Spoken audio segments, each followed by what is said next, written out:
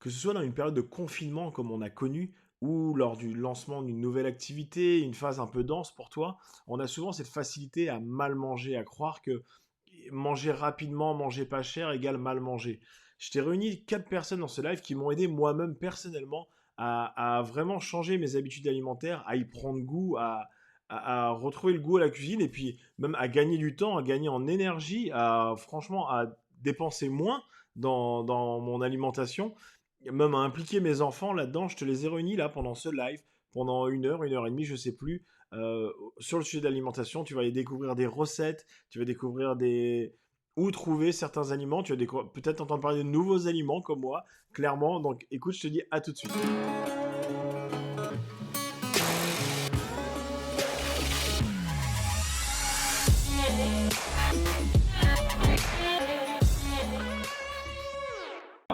Bon, bah déjà, bonjour à tous. Merci, merci d'être sur ce live avec nous.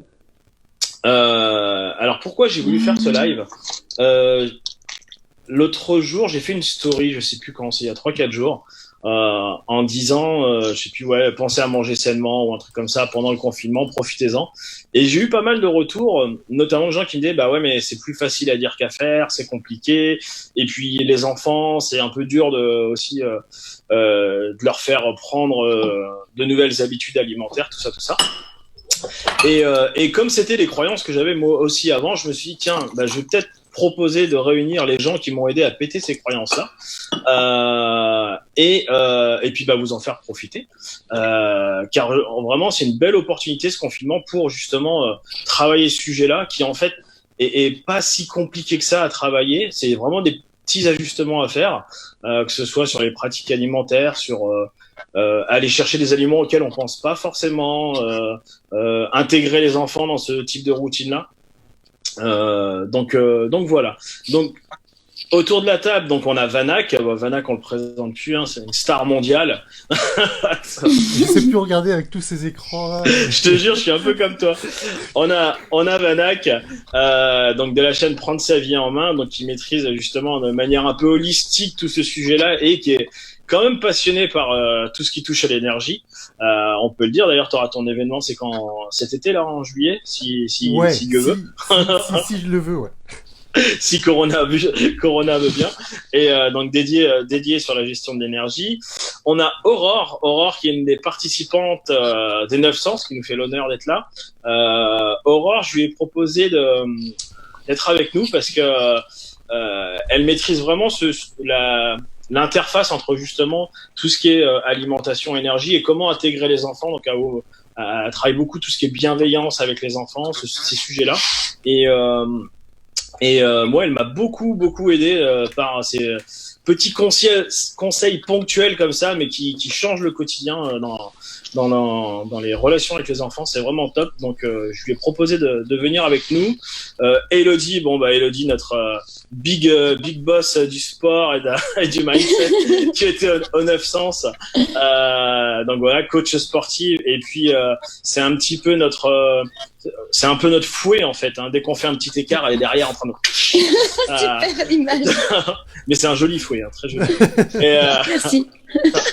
Elodie, donc Joachim, bon bah Joachim on le présente plus, c'est mon jumeau. Joachim, on se suit depuis un moment et Joachim fait partie justement de ces personnes qui m'ont vraiment beaucoup aidé à perdre. Comme pour ceux qui ne savent pas, j'ai perdu 25 kilos il y a 1 an et demi, 2 ans, 1 an et demi, et il fait partie de ces gens qui m'ont donné des précieux conseils là-dessus pour que ça se passe en douceur. Et trouver des recettes justement aussi qui avaient du goût, auxquelles on pensait pas forcément. Moi, j'associe un peu légumes à légumes vapeur, pas de goût, tu vois. Et donc il fait partie de ces gens qui m'ont beaucoup aidé là-dessus. Et Faker qui nous rejoint. Je suis incrusté. Ouais, Faker, je l'ai incrusté à la dernière minute, car quand j'ai fait la pub de ce live, Fakir m'a dit, tu sais, moi, j'en profite pour faire un jeûne intermittent. Et vraiment, c'est top aussi niveau énergie. J'ai dit, bah, tu sais quoi, bah, tu seras puni comme les autres. Tu viendras nous en parler un petit peu. Et moi, en plus, c'est un sujet qui m'intéresse vraiment. Donc voilà. Alors, une petite slide rapide, vraiment très très rapide. Alors, je sais plus comment on partage l'écran. C'est comme ça, partager écran.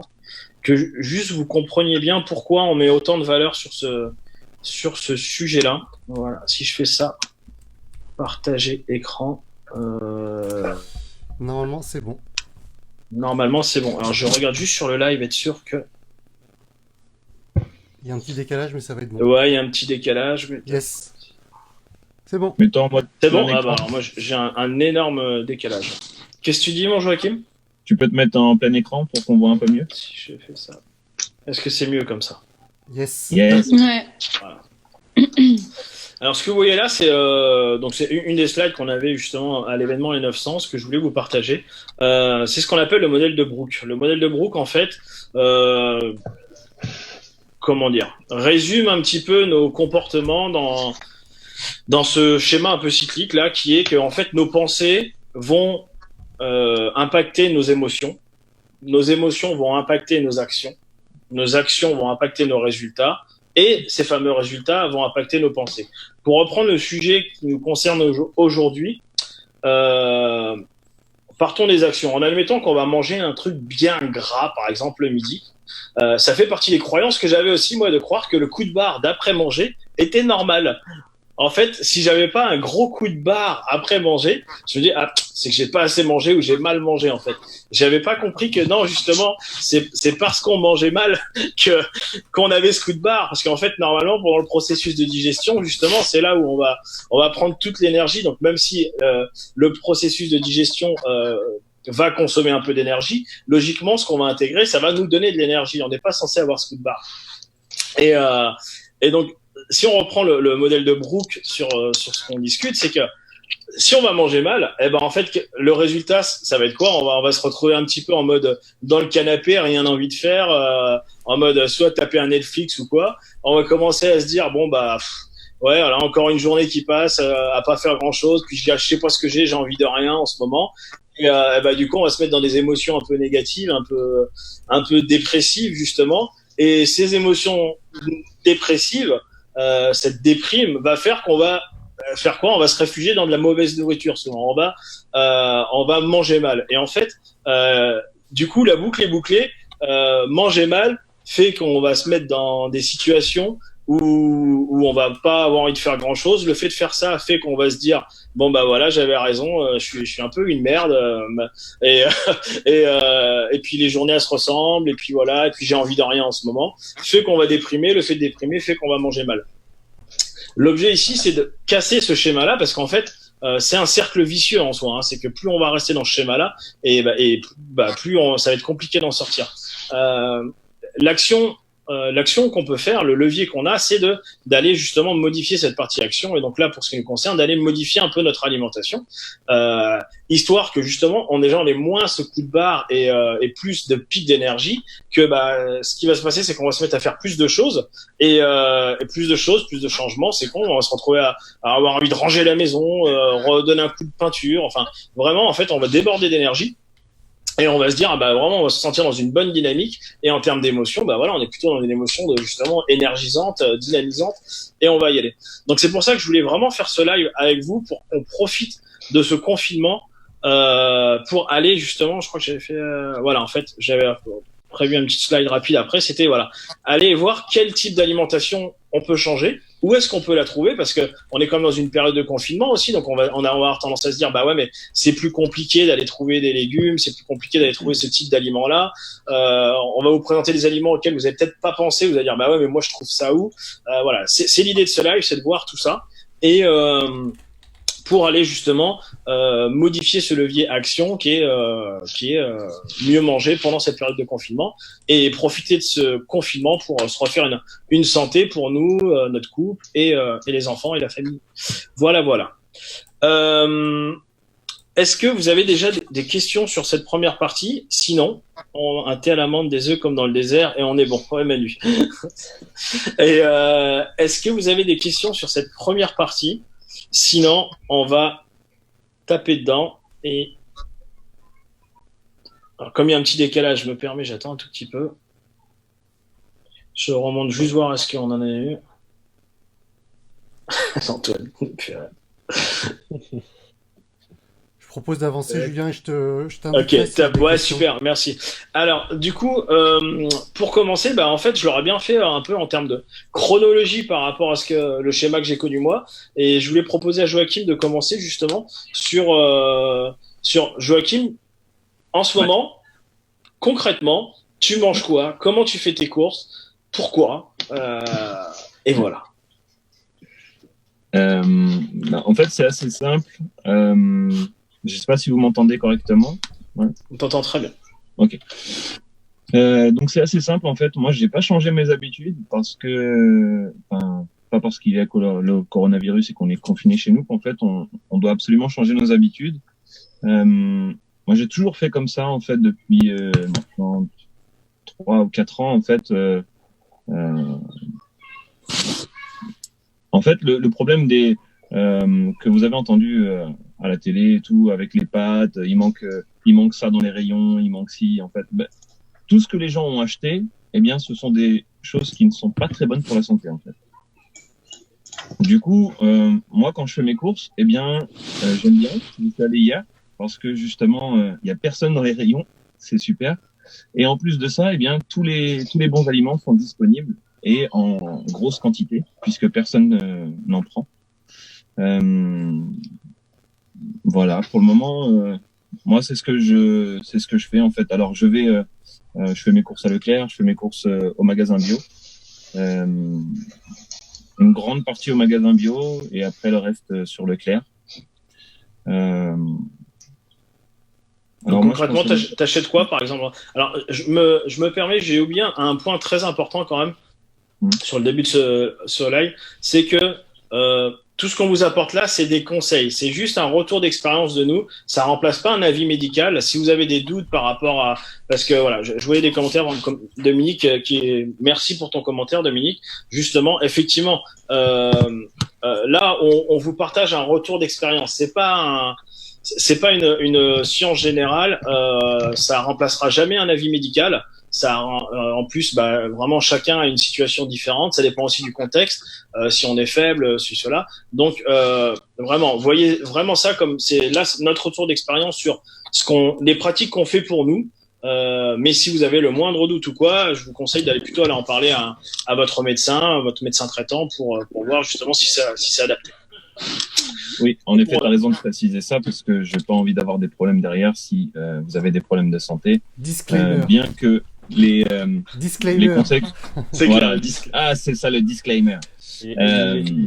Du coup, moi, les conseils que je vous donnerai, en fait, bah, c'est des conseils qui sont relativement simples, en fait, quand vous faites vos courses.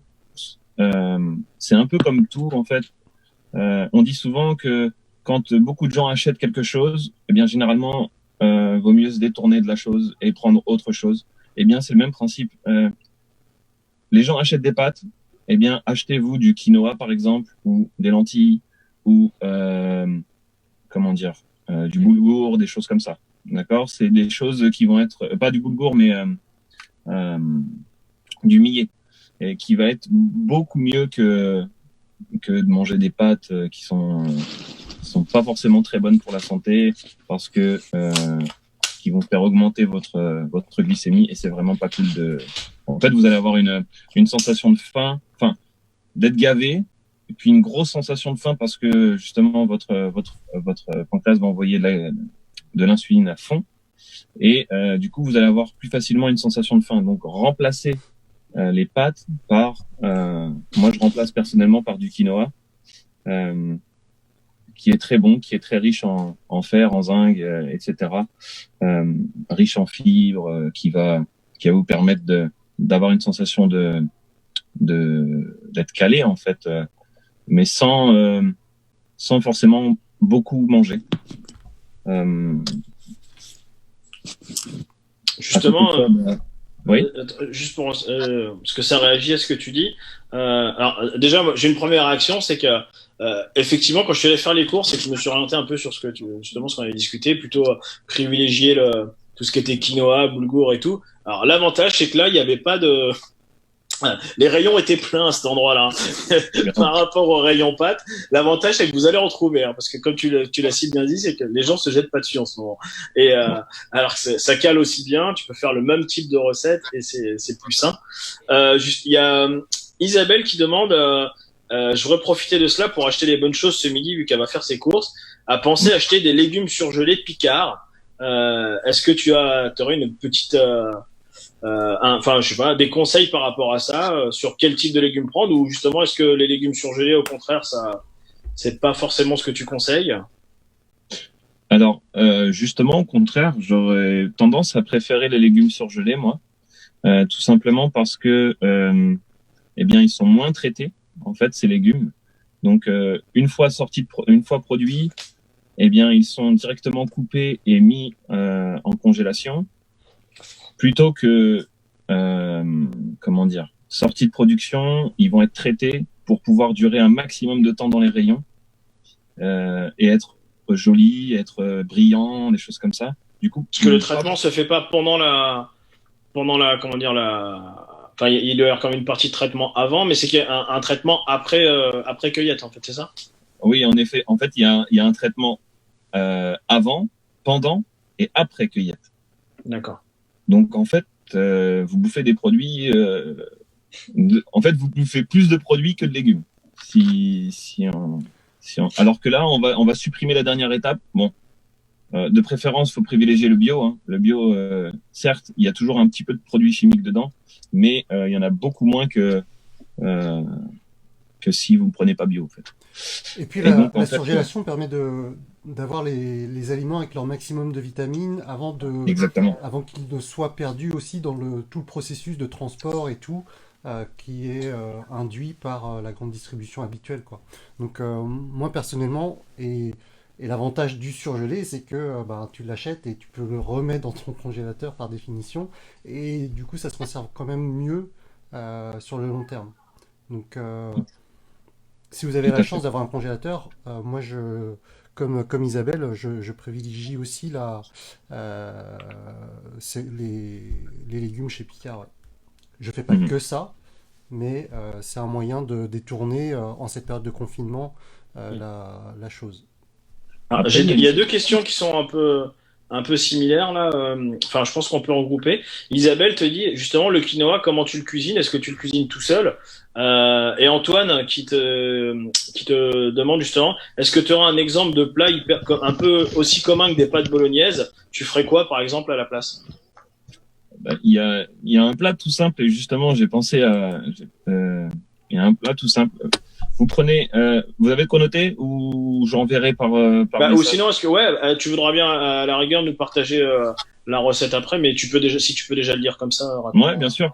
Bah, vous faites cuire du quinoa donc à part dans une casserole avec de l'eau simplement. Pendant ce temps-là, vous mettez on va dire 150 grammes de brocoli dans une poêle avec un peu d'huile d'olive, avec également une demi-courgette ou l'équivalent d'une demi-courgette, donc à peu près 150 grammes aussi pour une courgette congelée et coupée en morceaux. Vous faites revenir ça à la poêle. Une fois que c'est revenu et bien doré, on va dire, enfin légèrement doré, eh bien vous rajoutez un peu de sauce soja qui est très bonne pour la santé et pour l'intestin, qui va éliminer tout ce qui est Escherichia coli, des choses comme ça. En fait, ça c'est vachement bien la sauce soja.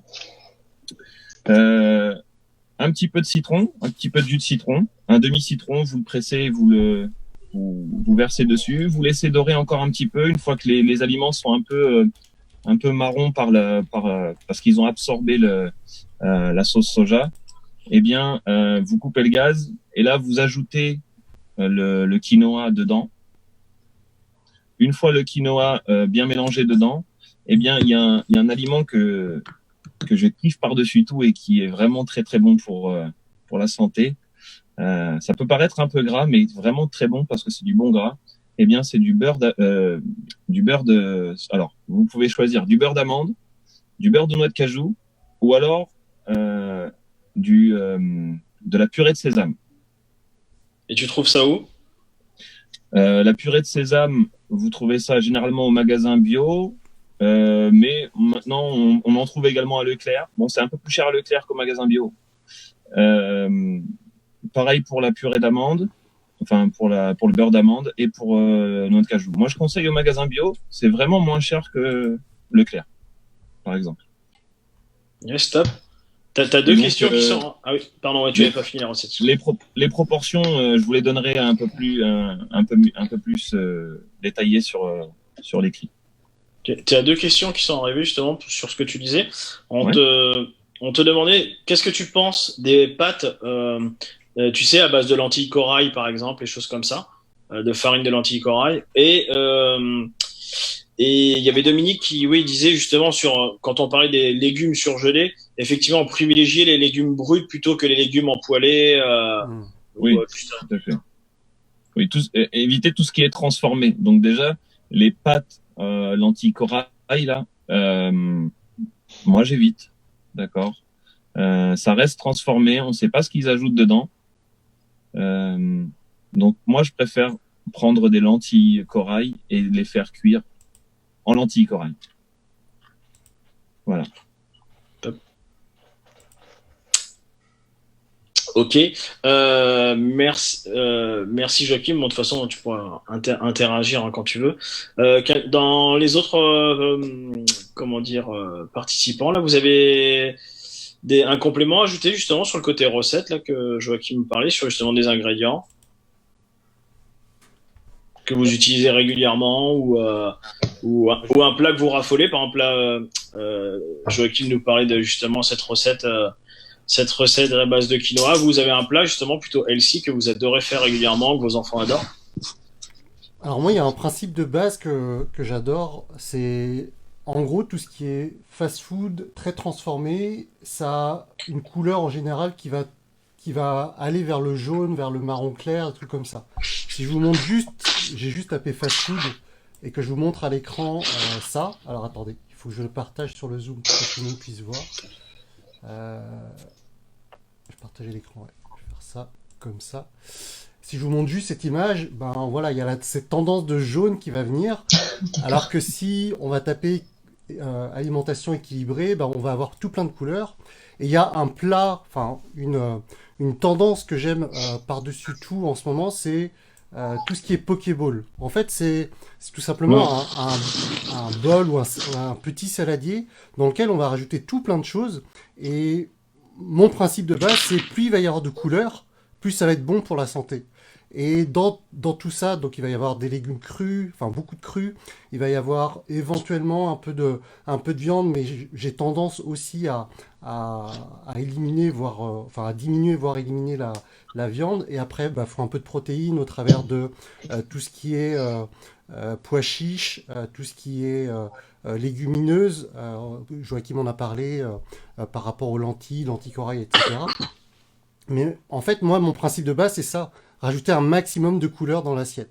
Et ça peut être des surgelés, ça peut être des trucs qu'on va découper à la minute.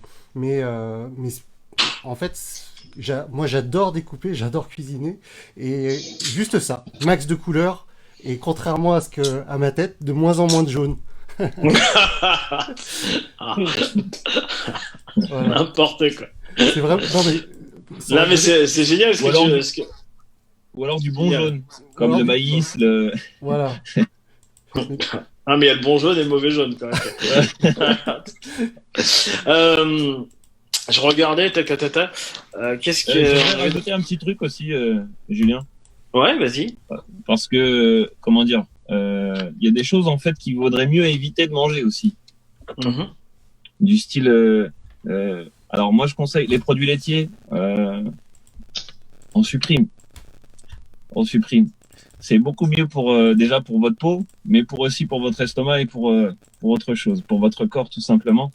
Les produits laitiers à base de lait de vache surtout, eh bien c'est simple, mais comment dire, le lait à la base, il est fait pourquoi? Il est fait pour nourrir le bébé, d'accord? Le bébé de la vache, c'est le veau. On passe d'un veau de 100 kilos à une vache de 600 kilos. Vous voyez la différence entre l'homme et la vache, on veut pas devenir une vache, quoi. Donc tout ce qui est contenu dans le lait, les protéines, les choses comme ça, sont pas forcément bonnes pour la santé d'un humain, d'accord. Et puis on est le seul, si on considère l'homme comme un animal à part entière, une espèce animale à part entière, eh bien, comment dire, on est la seule espèce à boire le lait d'un autre animal, d'accord. C'est assez particulier. Et en plus de ça, si on regarde autrement, les veaux, à un moment donné, en fait, se sevrent tout seuls et se diversifient et passent à l'alimentation végétale. Eh bien, l'homme, c'est pareil, en fait. Normalement, on est censé boire du lait étant nourrisson, et une fois qu'on est diversifié et qu'on n'a plus besoin de lait, eh bien, on arrête d'en boire, ou d'en manger. Et sauf que l'industrie agroalimentaire ne veut pas.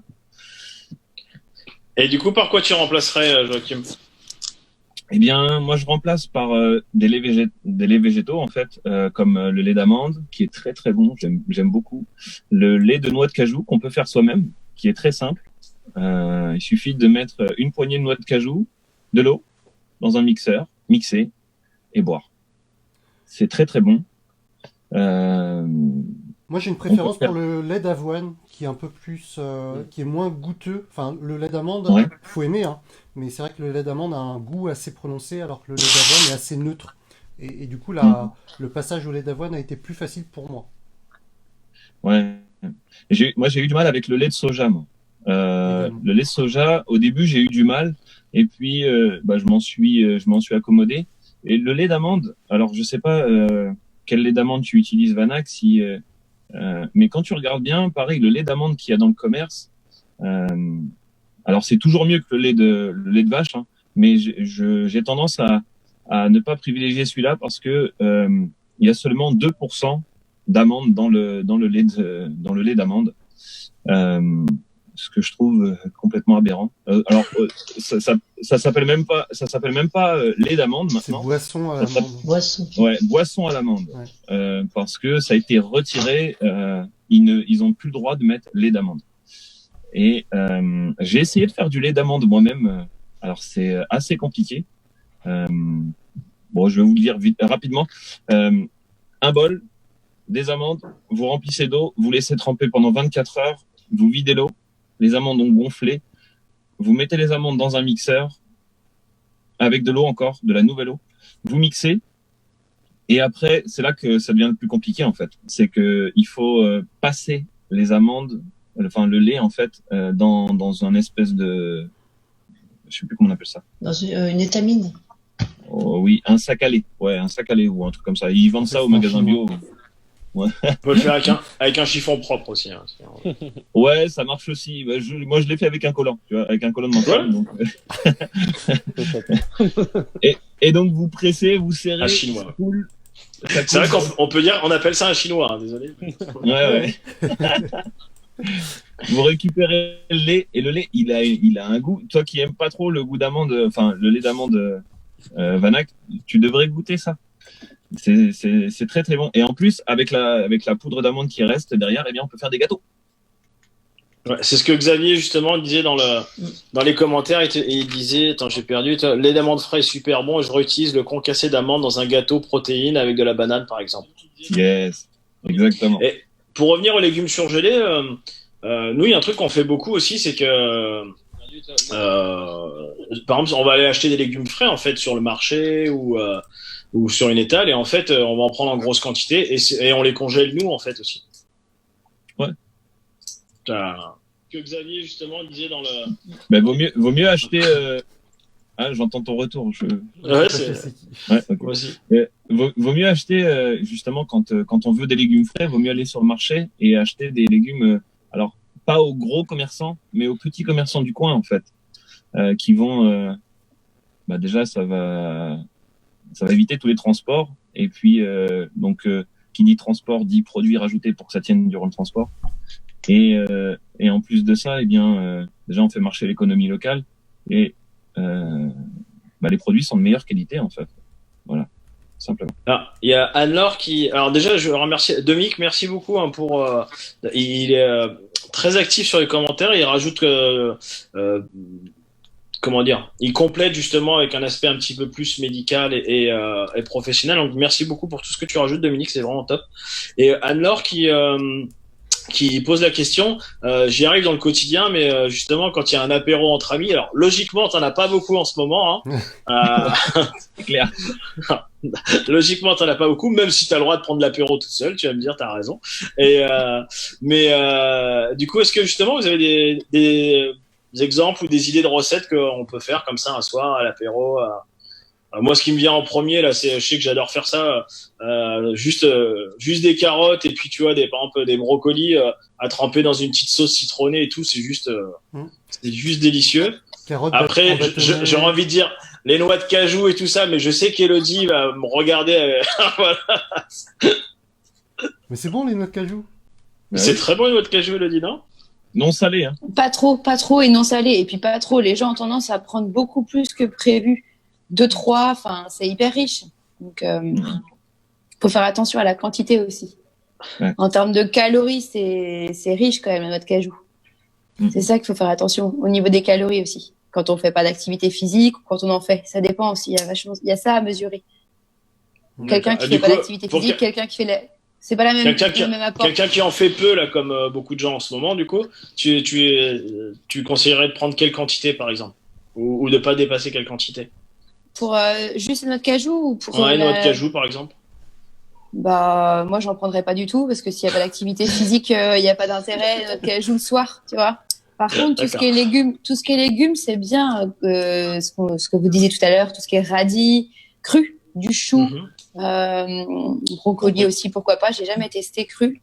Et puis la base d'une sauce simple, c'est oui, comme tu disais, fromage blanc avec ou enfin. Moi, j'utilise les produits laitiers, j'ai aucun souci, mais pas le matin. Mais fromage blanc, j'ai pas de problème avec ça, ni de problème de peau. Ça dépend de chaque personne comment il tolère. C'est surtout ça qu'il faut à la base. C'est la base, c'est savoir qui tolère quoi. Et puis après, c'est quand on se connaît, on adapte. Mais des petites sauces de base simples, faire soi-même, pas acheter tout prêt, c'est top. Tzatziki là, comme on fait parfois aussi, c'est bien. Un yaourt grec avec du concombre dedans. Et moi, j'aime beaucoup faire du houmous. Je trouve ça bon.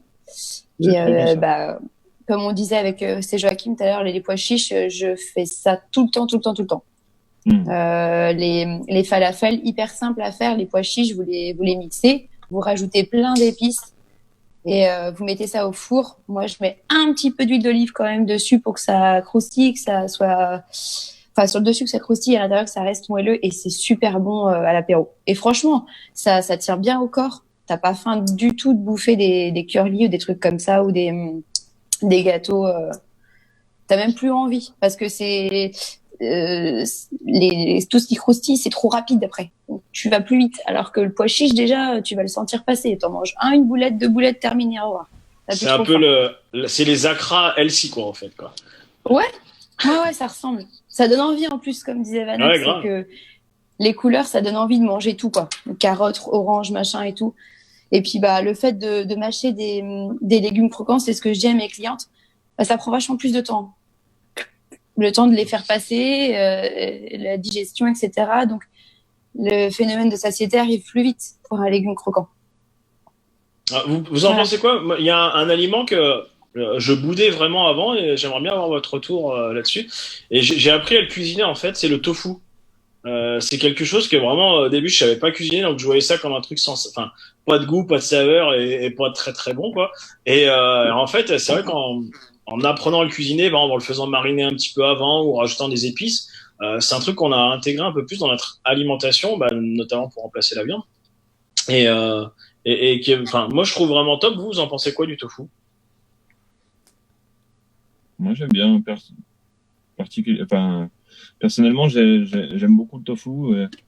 Moi, je m'en sers en fait pour remplacer tout ce qui est, par exemple, fromage. En fait, je vais, par exemple, j'ai une petite sauce pour aller avec les pommes de terre. J'ai une petite sauce. Je vais je vais mettre du tofu soyeux. Je sais pas si ça vous dit quelque chose. Bah, c'est la version assez liquide du tofu. Donc du tofu, un peu d'ail, un peu de citron, un peu d'huile d'olive. Vous mixez le tout et ça donne une petite sauce très très bonne pour aller justement avec les carottes ou Je vais essayer. en fait ça fait un peu un aioli quoi, mais en version Sans lait de vache. sans lait de vache, voilà. Top. Top. Ouais. Top. Et à côté de ça, je vais remplacer par exemple, j'ai une petite recette que j'aime bien. Alors il y a des œufs dedans, mais c'est comment dire, des tomates, des œufs. En gros, c'est une omelette avec tomates, œufs et vous rajoutez des épinards et à ça, je rajoute un petit peu de tofu, du tofu fumé. Voilà, il est très très bon. Vous avez il y a Kim qui s'est connecté et qui vous envoie de l'air et de la jagatitude. Yes, salut Kim. Donc Salut. l'air, c'est amour inconditionnel. Pour ceux qui savent. Et je vous le dis quand même dans les commentaires, il y a des mines d'or sur les recettes aussi. Hein. Je veux Ouais. dire, Ah ouais. ouais, franchement, merci à tous parce que je pense que ça va vraiment aider beaucoup de gens. Moi, le premier, j'irai regarder. J'ai envoyé passer là en Esteban qui c'est à l'apéro juste tomates cerises au sésame façon pomme d'amour, billes de melon frais, tortillas de Oh, courgettes, ça va. tomates guacamole maison. Ah, ouais. Ah, Ah ouais. Ah ouais. vous me donnez faim. Du coup, Aurore, Oui. si parce que tout ça c'est beau, mais c'est vrai que moi je me suis heurté au problème aussi, c'est que c'était un peu compliqué d'intégrer les enfants là-dedans et de la culture du changement, c'est déjà compliqué pour les adultes, mais alors pour les enfants c'est une autre paire de manches. D'un côté ils s'adaptent très facilement, mais de l'autre quand ils sont habitués à manger, par exemple on parlait du lait, remplacer le lait, les choses comme ça. Est-ce que tu as des astuces comment tu intègres tes enfants toi dans cette démarche-là? Bah, c'est effectivement déjà les intégrer dès les courses en fait. Alors sauf en ce moment, mais que les enfants viennent faire les courses et choisir les légumes et les fruits et les découvrir. Parce qu'il y en a pour qui un poireau c'est du bambou, ils savent pas reconnaître un poireau. Voilà, déjà qu'ils apprennent à connaître les légumes et ça fait partie les fruits et les légumes, et ça fait partie de l'éducation. Donc maintenant, on fait l'école à la maison, ça fait partie de l'instruction aussi.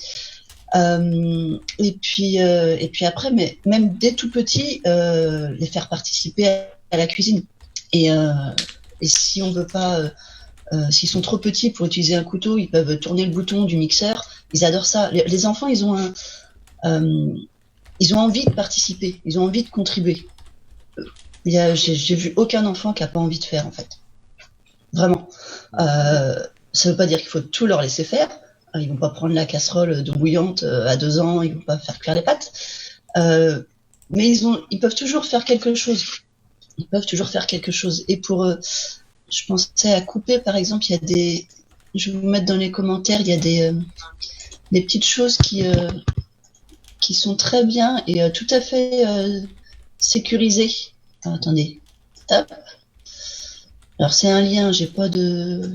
Pendant que tu partages, je réponds à Anne-Laure. Anne-Laure qui dit pour les enfants, est-ce qu'on conserve le lait? Alors c'est un grand débat, ça. Hein, le lait, vous avez pu le voir tout à l'heure entre déjà Joachim et Elodie. Tout le monde a son avis sur la question. C'est vrai que nous c'est une question qu'on s'est posée aussi avec mon épouse. On a vraiment fortement diminué les produits laitiers. Maintenant, pour être sincère, de temps en temps, on en utilise un petit peu. Et avec les enfants, c'est vrai qu'on a commencé à intégrer tout ce qui est un peu aussi laitage de soja, par exemple, des yaourts à base de soja, et on fait une transition un petit peu comme ça. On a aussi, comment? Après, on pense souvent, tu vois, à remplacer par le soja, mais il y a d'autres yaourts aussi. Tu vois, il y a des yaourts maintenant. la coco. Il y en a vraiment une flopée. Hein. En fait, tout ce qu'on a dit tout à l'heure en laits végétaux, aujourd'hui, il y a presque des desserts avec chacun de ces laits-là. Yaourt au lait de noix de coco, lait de soja, on l'a dit, mais lait d'amande aussi, lait d'avoine, tout ça, il y a des yaourts à base de ces laits-là. Et il y a enfin, c'est vraiment quelque chose qu'on remarque depuis pas très longtemps, mais les rayons sont vraiment de plus en plus fournis de tous ces desserts à base de ces laits-là. Mhm. Donc, Et, après, nous, ça a été plus compliqué pour nous. Ça a été, il y a une période, tu vois, ils aimaient bien manger un peu tout ce qui est muesli, céréales, et puis ça leur arrive encore. Et c'est vrai que remplacer le lait à ce moment-là, donc on avait mis du lait d'amande ou des choses comme ça. Mais c'est quelque chose qui boudait un petit peu, quoi. Franchement. et l'autre, Ah, tu c'est voulais parce que intervenir Moi, je veux dire qu'il faut faire attention, par contre, aux quantités de sucre qui sont rajoutées à la place. Ouais. Mhm. Ouais. Regardez bien les étiquettes, parce que moi, j'ai testé des laits de soja aussi pour Kim. Elle m'a dit, ouais, c'est trop bon, c'est plus sucré que d'habitude. Et j'ai regardé, je me suis dit, ah ouais, mince. J'ai pas fait attention qu'il y avait énormément de sucre rapide. Donc, Ah. du coup, j'avais pris parce que c'était marqué soja, mais pour le coup, c'était une bombe à sucre. Donc, faut faire très, très attention Ouais, c'est à vrai la que dose. tu fais bien de le préciser. Alors, du coup, Faites gaffe, parce que les enfants, du coup, après, le petit déj du moment. Ouais, pardon. trop de sucre. Vas-y. Le petit déj du moment c'était Isabelle qui allait chez Picard. Donc moi j'achète des framboises, mais pas des framboises entières, des framboises Moi aussi. chez Picard, là, le gros sac en vrac avec les trucs, les framboises toutes cassées, mais on s'en fout. Je prends des blueberries, ils en ont chez Picard en ce moment, et je mets framboises, blueberries, donc myrtilles. Je mets un yaourt de lait de noix de coco nature, donc pas de sucre. Je mets des flocons d'avoine nature et je mélange le tout en fait, je mixe tout. C'est ça. Enfin, je mixe pas, je mélange le tout. Je rajoute un peu de sirop d'agave que j'ai découvert il y a pas très longtemps et c'est un délice et c'est super super healthy, super complet et top pour démarrer la journée. Tu pourras repartager la recette Je mets ça tout pour de ceux suite qui n'ont dans pas le eu le chat. temps. Génial. Et alors nous, le petit déj du moment que les enfants adorent. Et je l'ai ramené du Maroc, mais version à ma sauce. En fait, juste des pommes et des poires là, toi tranchées en fines lamelles avec un peu de cannelle dessus. Mais les enfants, ils se régalent, ils veulent manger que ça au petit déj en ce moment. Et, Cool. et franchement, ouais, c'est vraiment vraiment top et c'est tout simple à faire. Ça prend 4 secondes et c'est voilà. La cannelle, c'est la vie. Et du coup, on a en coupé la parlant de parole ça, j'ai à pris- Aurore. Ah ouais. Ouais. Non, j'ai pu partager du coup deux accessoires pour couper les fruits et les légumes pour les enfants, pour éviter les couteaux. J'ai yes. découvert ça il y a pas longtemps et je les ai pas utilisés pour les miennes et elles sont suffisamment grandes maintenant pour utiliser les couteaux, mais je trouve ça vraiment top. Donc je vous laisse regarder. Zut, j'ai voulu épingler ton commentaire, je crois que je l'ai supprimé. Attends, Tu peux- que je recommence. Il y en a un des deux que j'ai Ouais. voulu l'épingler pour que les gens puissent le Alors. récupérer. Ah si, il y en a un qui est épinglé. Je vais le partager à l'écran là. Ah bah attends, peut-être que ça va marcher, je réessaye. Tac, voilà, c'est bon. Et le deuxième que j'avais vu, Voilà, j'ai mon PC qui est pas très rapide. c'est bon. Voilà, ça devrait s'afficher. Génial, merci. Et t'as raison, Aurore. En plus, les enfants, ils aiment participer à Ouais. ce genre d'activité. Hein. C'est C'est dingue. clair. C'est clair. Ouais, moi j'ai jamais vu un enfant qui aime pas participer. C'est clair. Après, l'autre truc, qui est très pratique, et quand je le fais pas, c'est vraiment le bazar. C'est de préparer les menus à l'avance et encore une fois de faire participer les enfants. Qu'est-ce que vous avez envie de manger? Et alors évidemment, ils vont vous dire en premier des pâtes et des frites et une danette au chocolat en dessert, mais au fur et à mesure, ils savent ce qui est bon pour eux, ils aiment, voilà. Donc d'établir les menus avec eux, ça évite la question de qu'est-ce qu'on mange ce soir. Et ben voilà, vous avez établi le menu, c'est scotché au frigo et hop, tu vas voir ce qu'il y a sur le frigo, tu me poses pas la question. Et ça, c'est vachement plus rapide. Et puis après, il y a plein de recettes qui peuvent être faites et à la fois rapidement et à la fois avec les enfants. Et c'est comme ça qu'on leur fait manger des fruits et des légumes, quoi. Qu'on évite trop ce qui est transformé. Ça veut pas dire qu'il faut entièrement supprimer, mais voilà, si on peut diminuer le transformé, effectivement, aller plus vers du produit brut ou du cuisiné maison, bah c'est cool, quoi. Alors, d'ailleurs, c'est sur ton compte Instagram que tu avais partagé tes recettes de la semaine, là, ou tes menus de la semaine. J'ai partagé un plan de la semaine avec les menus. Merci beaucoup. Vous pourrez aller voir hein, sur son compte Instagram. Bah, c'est le même prénom. Non, Non, bah, c'est tu pourras sur, remettre dans les commentaires ouais, ton compte Instagram, comme ça les gens ouais, pourront aller je vais faire récupérer ça. pour ceux qui veulent. Et alors, du coup, j'ai une question justement, parce que là. T'en fais voulait intervenir? Ah ouais, vous m'entendez? Non, parce que j'ai pas Oui, parlé très bien, Fakir. Yes. j'interviens. Non, je voulais juste parler du fait de faire participer les enfants. Donc le mien est très petit, il a 17 mois, bientôt 18 mois. Et j'ai vu le principe de la tour Montessori. Je sais pas si Ouais. vous, c'est vraiment génial comme concept. Je trouve ça vraiment génial. Et avec le temps que j'ai aujourd'hui, je suis en train de lui en fabriquer une. Et ça va lui permettre du coup de voir tout ce qu'on fait dans la cuisine. Mm. Et, Ça les met totalement en sécurité. ouais, et ça les met totalement en sécurité. Donc c'est assez simple à faire. Si vous avez quelques planches et des tasseaux, et des vis, c'est faisable. Et allez voir sur Google. Je sais pas comment faire. Bah, tu peux nous mettre le lien, Fakir, pareil, dans les Je commentaires. mets un lien dans les commentaires et allez voir. Génial. C'est vraiment, ça peut être pour les plus petits qui savent marcher, se tenir, jusqu'à Jusqu'à plus grand. jusqu'à plus grand.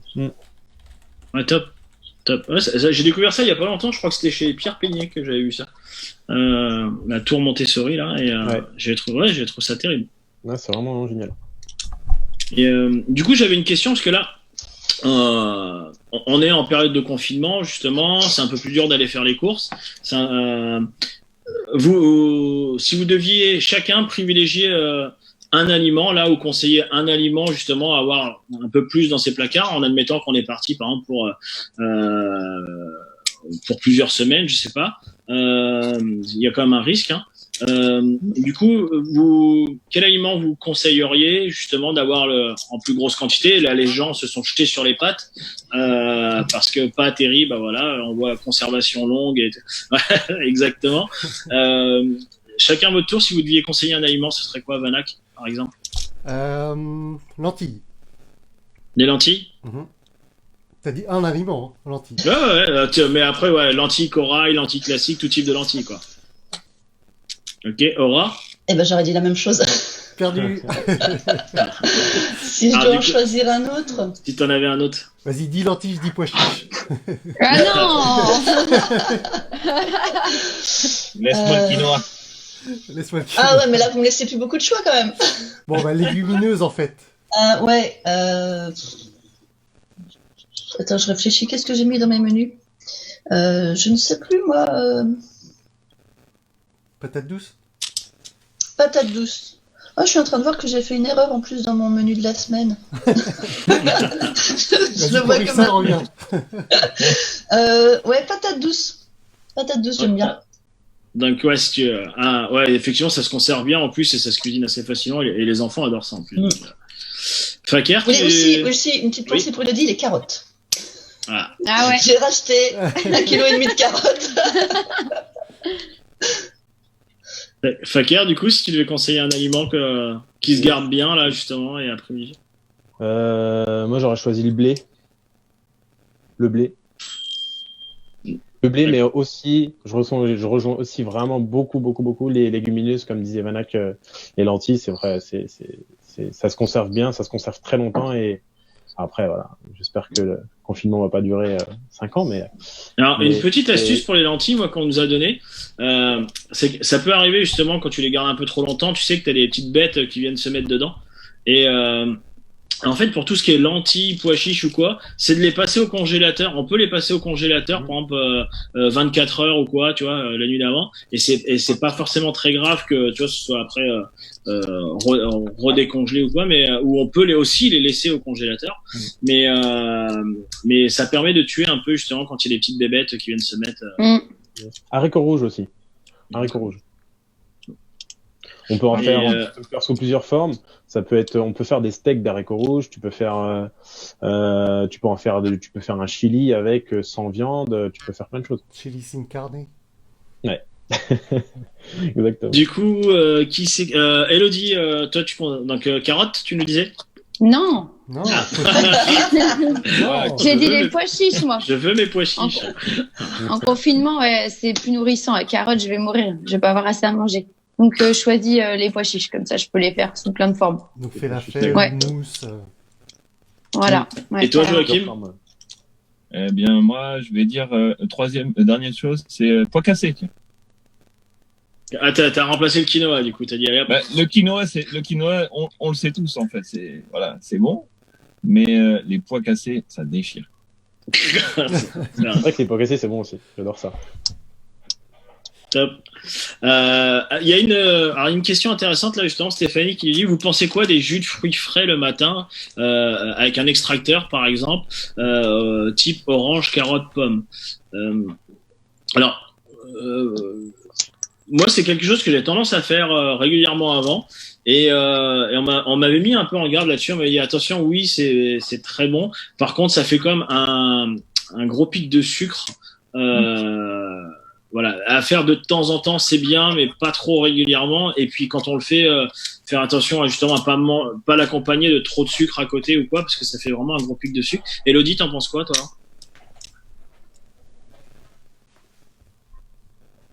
C'est bon? Ouais, Ouais. c'est bon.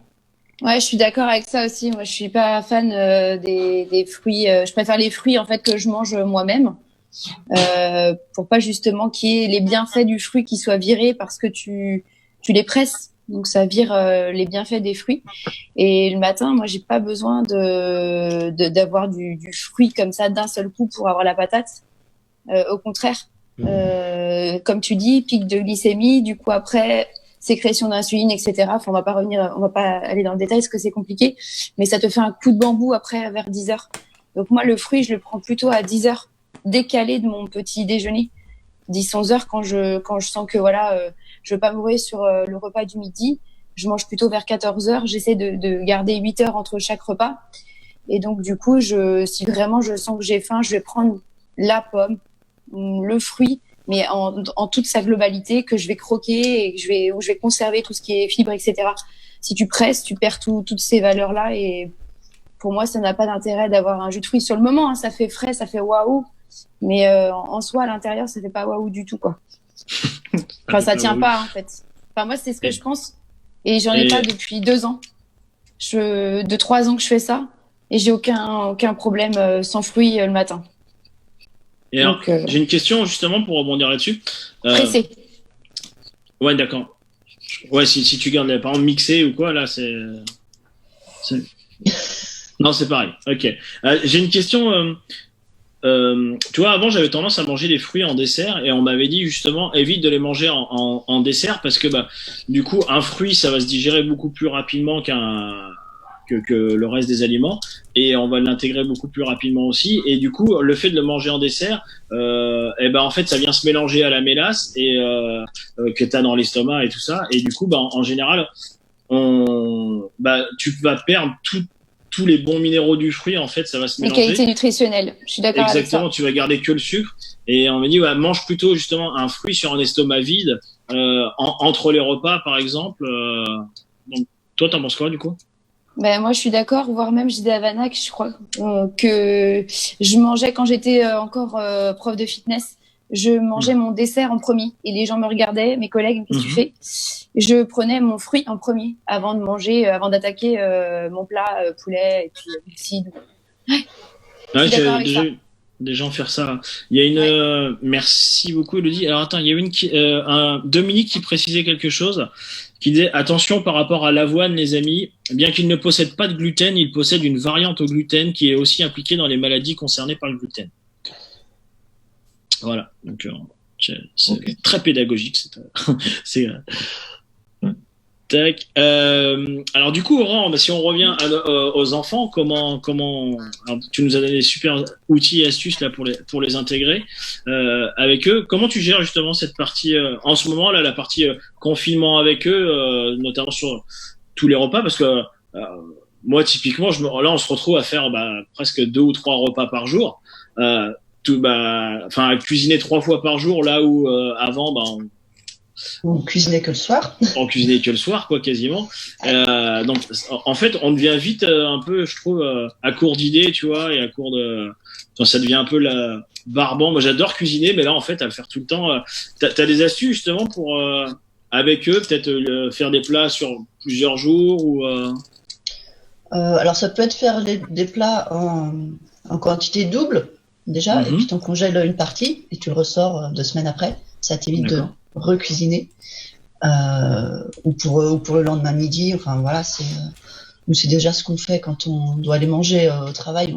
Je cuisine toujours un peu plus et le reste c'est pour nous le lendemain midi, quand hors période de confinement. Sinon non, enfin. Je suis d'accord, ça revient vite de cuisiner matin, enfin, pour un peu que tu prépares tes fruits le matin ou autre chose. Le midi, si tu veux faire un goûter, en plus des cookies, des brownies, tout ce que tu veux, voilà.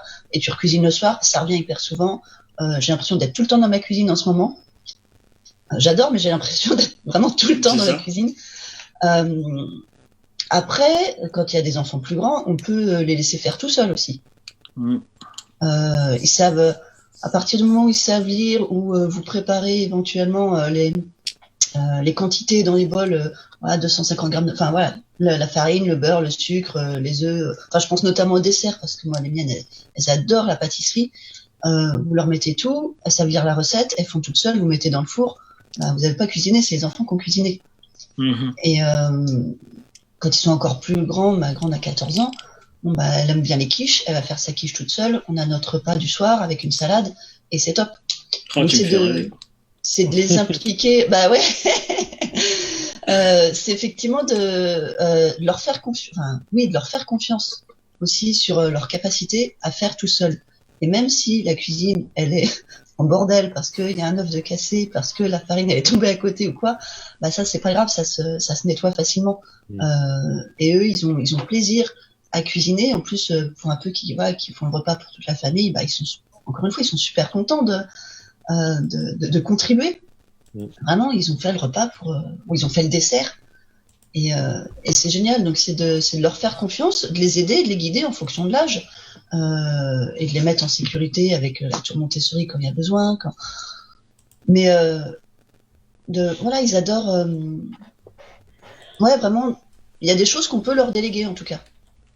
J'ai fait le test justement avec ma fille, elle a 2 ans et demi, et comment dire, c'est marrant. Bon, elle fait pas grand chose, elle m'aide à porter un truc d'un endroit à un autre, machin. Mais en fait, au moment de manger, tu lui dis qui c'est qui a préparé à manger, et elle est toute fière. Elle bombe le torse et elle dit c'est moi.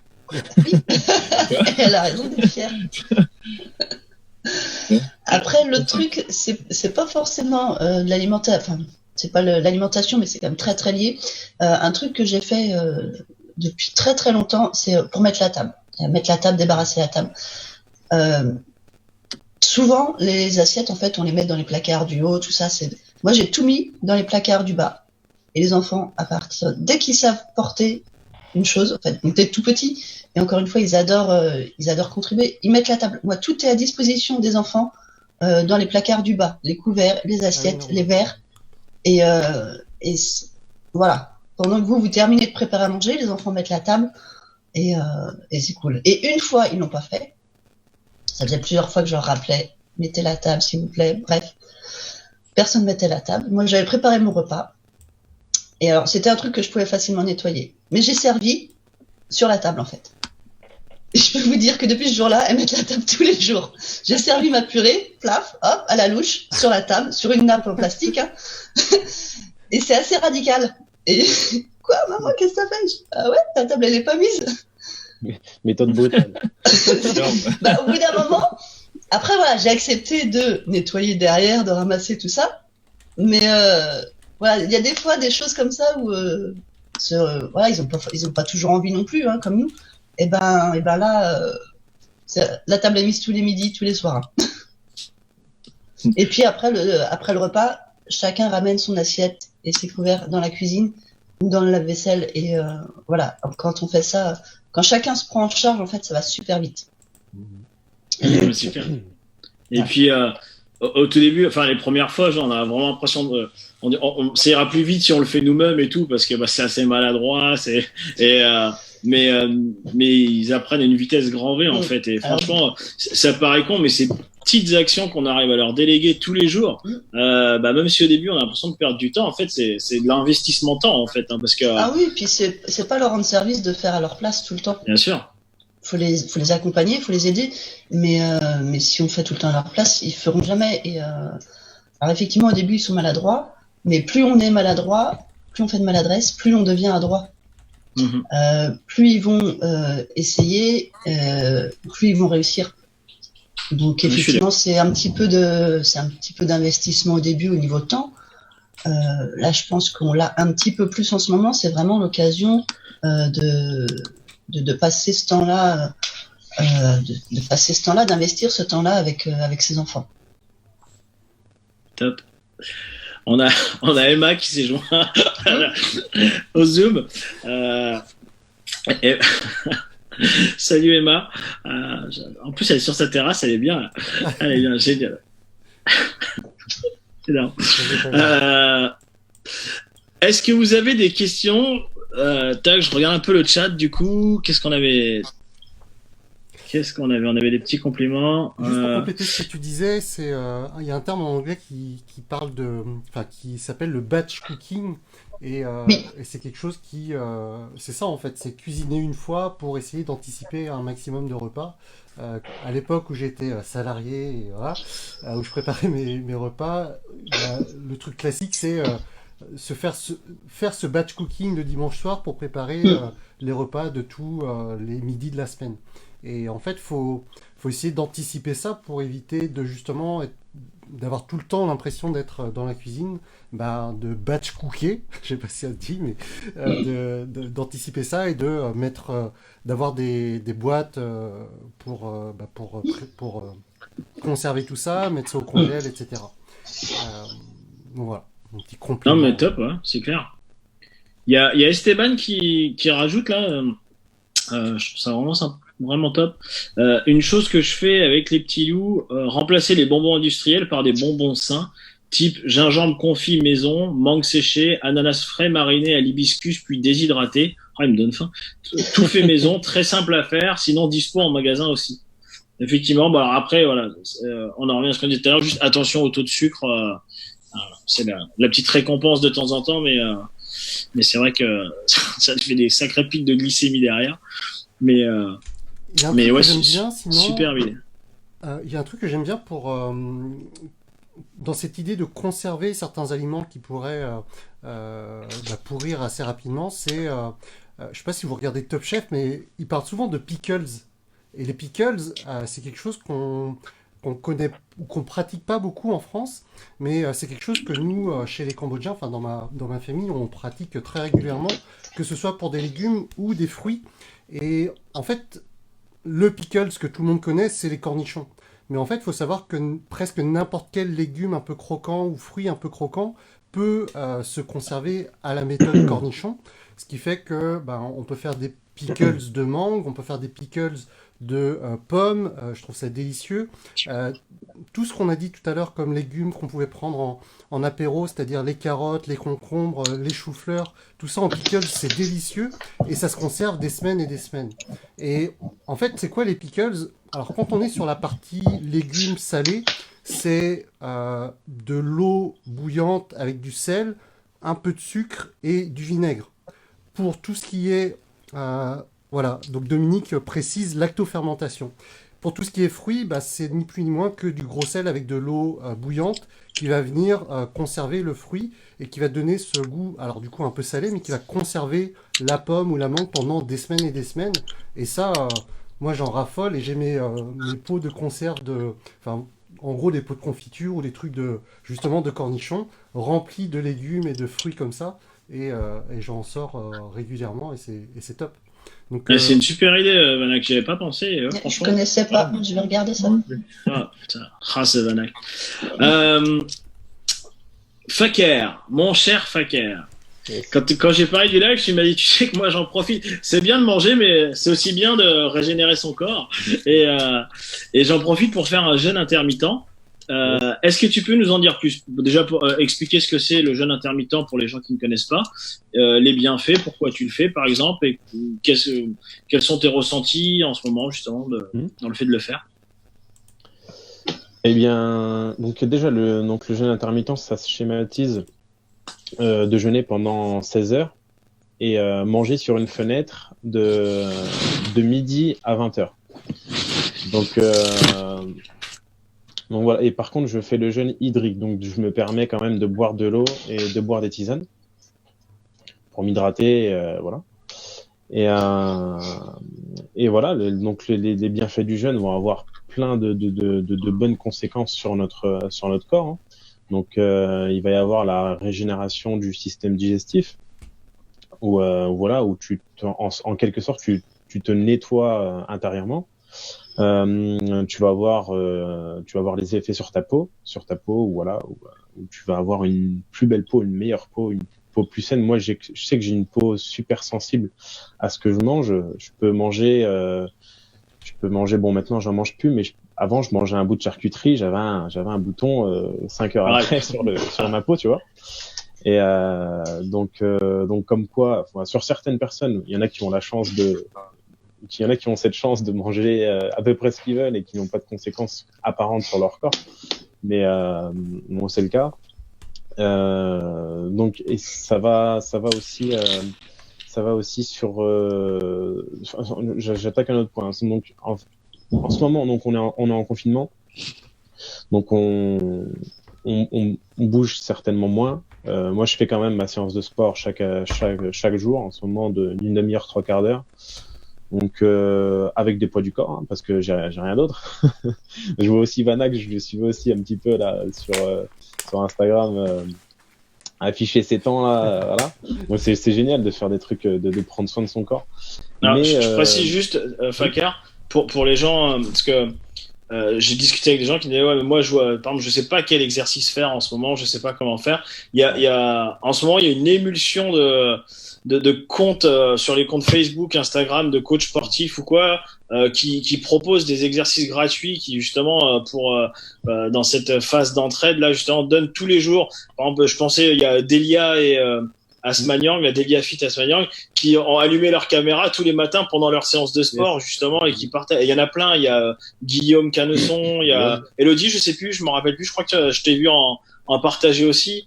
Il y a Vanak qui nous partage ses exercices qu'il fait chaque matin là.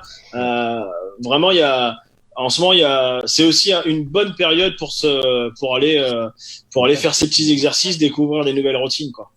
C'est clair. Tu veux qu'on fasse une petite aparté sport? On la fera après, peut-être avec. On la fera après. Je te propose de terminer. Voilà. Et donc ouais, du coup, je vais manger un petit peu moins en ce moment.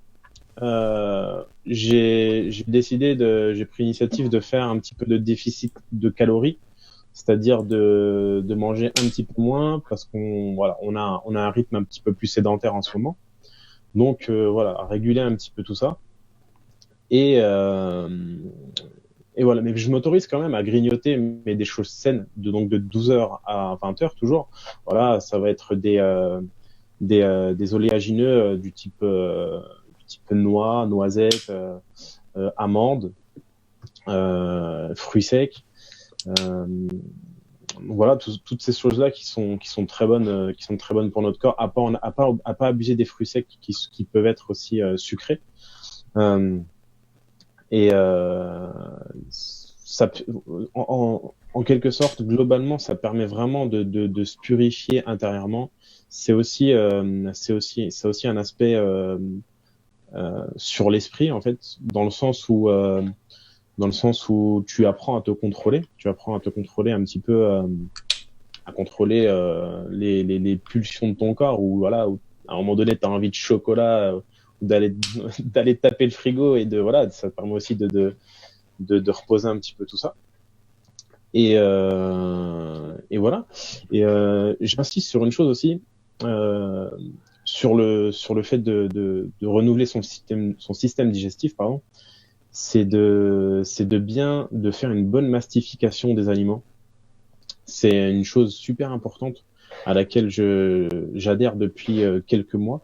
Avant, c'est une chose que je ne faisais pas du tout et j'avais très mal au ventre, j'avais des problèmes digestifs, ça amène des gaz, ça amène plein de choses très mauvaises et pas agréables.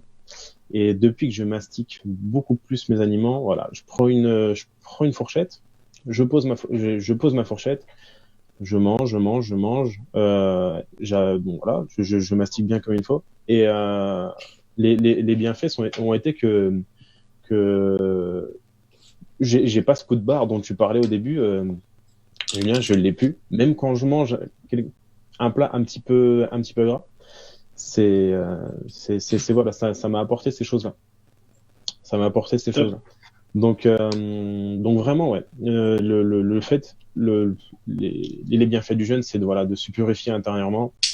À côté de ça, ne pas se gaver de choses malsaines ou grasses, parce que on est vraiment dans l'initiative de se nettoyer intérieurement. Donc c'est pas, voilà, ne pas manger pendant un grand laps de temps, c'est pas une raison pour à côté manger des choses ou manger beaucoup en quantité, comme peuvent le faire certaines personnes durant les types de, voilà, mes parents sont musulmans, mais je le suis pas, mais je sais que pendant le Ramadan, voilà, on casse le jeûne, ça boit des boissons, des types Coca, des gros gâteaux en dessert, bien, voilà, des gâteaux bien marocains. Et voilà, c'est pas le but. Le but, c'est de se nettoyer le corps et vraiment en profiter pour se purifier. Et par contre, le faire sur un laps de temps. Faut pas le faire trop longtemps, mais le faire sur un laps de temps. Moi, je conseille de le faire de 10 à 15 jours. Je suis jeune dans la pratique, mais je conseille de le faire sur un laps de temps et après reprendre un rythme normal. Je pourrais Fakir, rajouter- tu as. Oui. Ouais, vas-y. C'est qu'il y avait une question pour Fakir, mais vas-y, Joachim. Ah, vas-y. Pose ta question et après je rajoute. En fait, il y a Dominique qui disait, qui demandait pourquoi tu privilégiais cet horaire. Et il trouvait ça dommage si tu zappes le petit-déj dont l'apport de protéines avant 10h du matin te permet d'optimiser plus tard dans la journée tes taux de sérotonine, noradrénaline, les fameux. Et sinon, rien à redire, le jeûne intermittent est top, mais plus dans le sens des bouddhistes, ne plus manger dès l'après-midi, mais manger le petit-déj et un vrai repas, et un repas vers midi, pardon. Toi, pourquoi tu as privilégié ces horaires-là, par exemple? Parce que c'est une horaire qui est, on va dire, plus facile et la nuit, c'est une horaire où ton corps est en plein nettoyage, en pleine régénération. Donc voilà, j'ai choisi de le faire de 20h à midi. Après, bien sûr, le petit-déj, à la base, c'est une chose que j'adore faire. C'est une chose où j'adore manger. J'ai mes œufs brouillés tous les matins. J'ai mes fruits, je peux même me faire des burgers muffins au saumon. Ça, c'est ce que j'aime bien faire. C'est ce que j'aime bien manger le matin. Non, j'adore le petit-déj. Et c'est pour ça que je le fais sur un laps de temps. Juste vraiment pour régénérer mon corps. Et ensuite, dans 10 jours, maintenant, ça fait 5 jours que je le fais, que j'ai commencé, je vais reprendre des petits déj. Donc mais non, à la base, je déteste zapper le petit déj. D'accord. Pour répondre à ta question, Dominique. Joachim, tu voulais rajouter quelque chose, tu disais? Oui, moi j'ai pour habitude justement de jeûner, de faire un jeûne intermittent chaque année, donc avec la période du Ramadan. D'ailleurs, j'ai lancé un défi à Julien qui va faire au moins une journée. Au moins une journée. Ah ouais, c'est de faire plus, hein. Ah oui, mais le défi c'était une journée, donc voilà. On va pas essayer, on va faire plus. Oui.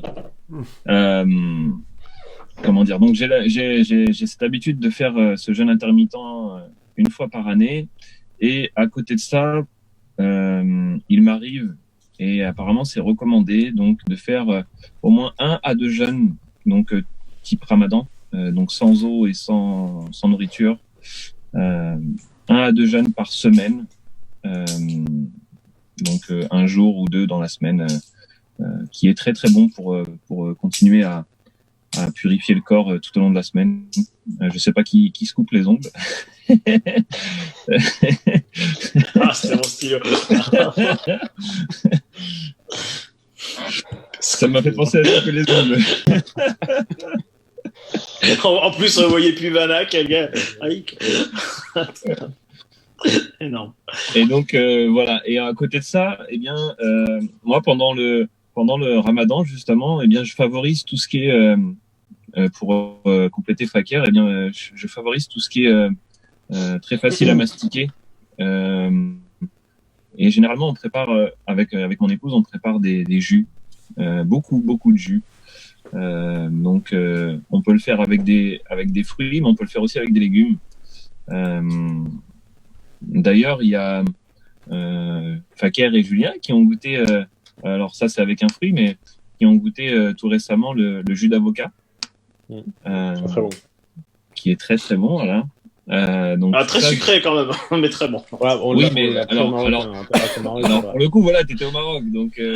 Par contre, c'est vrai que c'est délicieux. C'est quelque chose que je connaissais pas. Et waouh, c'est super bon. Mais tu remplaces le sucre que au Maroc on t'a mis dans le jus, et bien tu le remplaces par une ou deux dattes.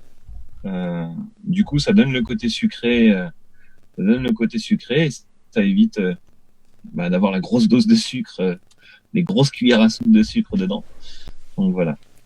Il y a Dominique qui complète ce que tu dis, Joachim, en disant effectivement, faire 36 heures une fois par semaine, c'est très intéressant et c'est validé par l'Institut Hippocrate. Hippocrate. Tout à fait. Tout à fait. Et voilà. Et par contre, j'ai testé. Alors, ça c'est un peu plus contraignant. J'ai testé donc de faire un jeûne sur la journée complète et de ne manger que le petit déjeuner. Et de façon liquide. Alors, c'était assez compliqué. Donc, j'ai mélangé beaucoup d'aliments, du style du riz, des légumes, etc. Beaucoup d'aliments. Tiens, je suis plus là, je suis revenu. Et beaucoup d'aliments et mixés afin que la digestion soit plus facile et que le corps accepte mieux. Eh bien, j'ai fait ça et ça m'a beaucoup aidé, mais très contraignant parce que c'est très lourd dès le matin et pas forcément facile à tenir sur le reste de la journée. Mais en termes d'énergie, arrivé au soir, on était au taquet. En tout cas, j'étais au taquet. D'accord. Donc, quitte à faire le jeûne intermittent, tu privilégies un peu les horaires, comme disait Fakir, un midi 20h, c'est ça ou... Ouais, moi, j'aurais conseillé l'inverse, plus le matin. D'accord. Comme disait le Dominique. matin, oui. Après, si tu, en fait, moi, je fais ma séance de sport et après, je mange. À partir de là, en fait, t'as la dose d'énergie pour la journée, normalement. D'accord. Beaucoup de jus de légumes, ça, c'est très, très, très, très bon. C'est vrai que, alors moi, je suis un peu comme Fakir là-dessus. Je trouve que quand j'ai testé, je trouvais ça plus facile de faire sur du midi 20h. En fait, j'arrivais plus facilement à ne pas voir que je mangeais pas justement le matin après la nuit. Souvent, ouais, je suis un peu comme toi. J'aime bien les petits déj, donc du coup, je vais avoir cette fin de loup là, mais souvent en partant sur des activités ou en faisant autre chose, ça. Ouais. Mais je vois, j'ai pas peux tenir jusqu'à midi. Là, actuellement, je me sens bien et j'ai pris une bonne tisane ce matin. Et je me fais pas de jus de fruits pour pas avoir un pic de glycémie. Mais franchement, j'ai pas de baisse d'énergie et même l'après-midi, hier, tu vois, j'ai pas voulu faire de sieste. Enfin, j'ai pas ressenti cette sensation-là depuis le début. D'accord. Est-ce que le jeûne intermittent, ouais, vas-y. Il y a un truc que je voudrais rajouter par rapport au jeûne intermittent hydrique. C'est bien de boire du thé vert tout au long de la journée. C'est un effet détox. Alors sans sucre. Hein. Mais ouais, vous pouvez le boire froid ou chaud, c'est pareil. Mais moi, je sais que pendant un moment, je faisais quoi j'achetais des sachets de thé, alors de préférence bio et je sais plus la marque, mais bon bref, c'était du thé vert et en fait je laissais tremper. Donc je prenais ma bouteille, Hop. Et tu le laissais Je prenais infuser. ma bouteille et en fait, voilà, je le balançais dedans et je laissais juste ressortir le fil pour pouvoir le retirer. Et je laissais infuser ça en fait bah, toute la journée pratiquement. Et en fait, je buvais ça sur toute la journée. Et c'est vraiment un effet Ah, c'est un effet détox. détox. Ouais, vous allez pas arrêter d'aller pisser et c'est Euh, ouais, j'avais une question. Est-ce que le jeûne intermittent versus les enfants, vous en pensez quoi du coup j'ai jamais entendu quelqu'un dire qu'il avait fait le jeûne intermittent avec ses enfants ou qu'il avait proposé à ses enfants. Est-ce que, je sais pas, vous avez un avis sur la question justement? Vous avez déjà essayé avec des enfants ou pas? Est-ce qu'il y a un intérêt? J'ai jamais essayé avec les enfants. Ouais.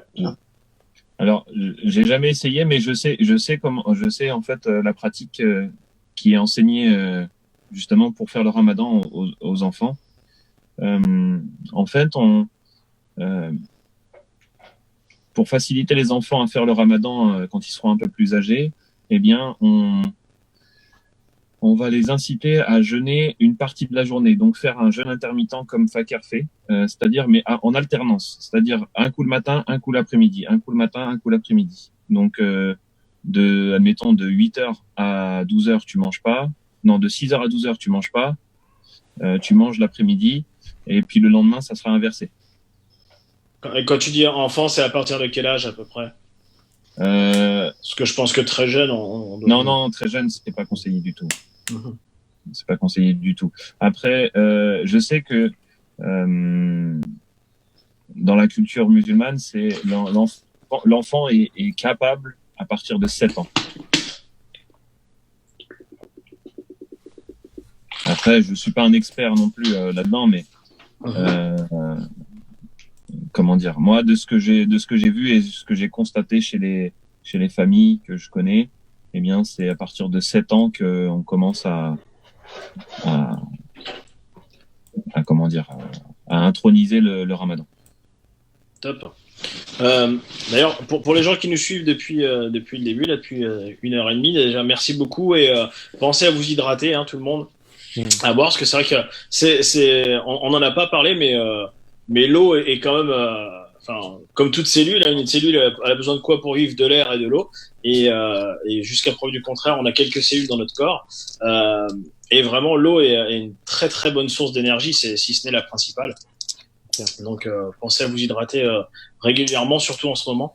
Moi j'aime beaucoup cette image de la mare en fait, la mare où justement le fait de l'eau va croupir en fait si la mare est pas en mouvement et si l'eau est pas renouvelée, alors que voilà justement un torrent en montagne, on va avoir une eau qui est très cristalline parce que déjà l'eau est en mouvement et est renouvelée en permanence. Et du coup j'aime beaucoup cette image qui compare un peu notre corps en fait au principe d'une mare. C'est que voilà, plus on va boire et plus justement on va renouveler cette eau et plus on va avoir un corps justement en bonne santé en fait, tout simplement.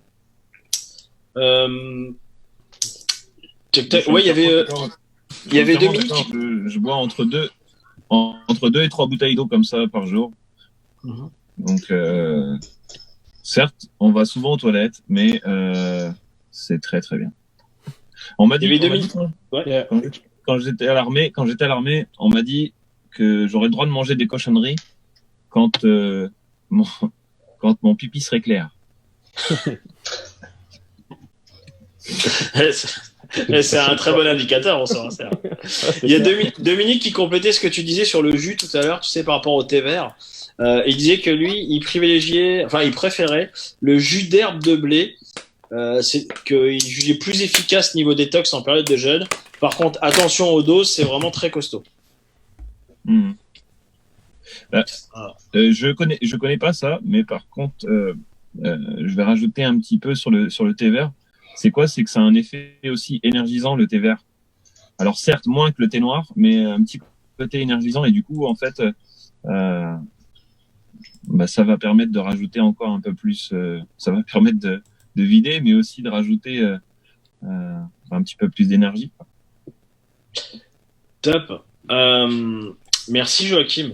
Il y a un sujet que je voulais parler justement, moi, parce qu'on parle d'énergie, on parle de bonne alimentation, mais en fait, il y a un sujet qui est très étroit avec ça, c'est le sommeil, en fait. Parce que notre alimentation va vraiment jouer sur notre qualité de sommeil et inversement, notre qualité de sommeil va jouer sur comment on va manger. Je sais que vraiment un truc alors qui a été très douloureux pour moi parce que j'étais un gros viandard et plus ça va, plus on réduit notre consommation de viande avec mon épouse et ne serait-ce que le fait d'avoir retiré la viande le soir. Ça, au début, ça a été très compliqué, mais en fait, la qualité de notre sommeil s'en est ressentie vraiment, mais très rapidement. Parce que justement, la viande, c'est très long à digérer et souvent vers 2-3 heures du matin, on va se réveiller parce que c'est là où justement la digestion va être à son comble et puis ça va consommer beaucoup d'énergie et on va avoir un sommeil de mauvaise qualité. Et le fait d'avoir retiré la viande le soir, c'est vrai qu'on a retrouvé un sommeil vraiment réparateur. On s'est rendu compte que on avait tendance au bout de 2-3 semaines à se coucher de plus en plus tard, enfin on gagnait une demi-heure, 1 heure le soir, et le lendemain matin on se réveillait genre une demi-heure, 1 heure plus tôt, mais en plus avec vraiment on sentait qu'on avait une nuit de qualité quoi. Je sais pas si vous, je pense que dans les gens qui sont autour, la plupart vous avez retiré la viande le soir, si ce n'est totalement de votre alimentation pour certains. Vous en pensez quoi, vous, justement, le fait Je suis complètement d'accord avec toi, Julien. Non, depuis à peu près novembre, on a retiré la viande le soir. Et même le midi, ça nous arrive de pas en manger maintenant. Et c'est vrai que depuis que nous avons retiré la viande le soir, on dort beaucoup mieux. Et on fait des repas un petit peu plus légers le soir.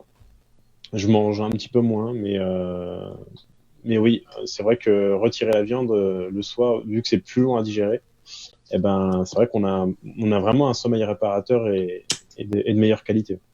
Alors, on avait tendance, nous, à remplacer par du poisson, par exemple. Et Jérémy, et en fait, on a eu plusieurs avis sur la question. Notamment, j'aimais beaucoup l'approche de Jérémy Mercier qui disait le poisson, c'est juste de la viande qui nage. J'aimais beaucoup. Mais c'est vrai qu'en fait, le fait depuis plusieurs mois, on mange que des légumes le soir, quoi. Et au début, on avait un peu peur de vraiment avoir faim, en fait, la nuit ou quoi. Et en fait, on se rend compte que pas du tout.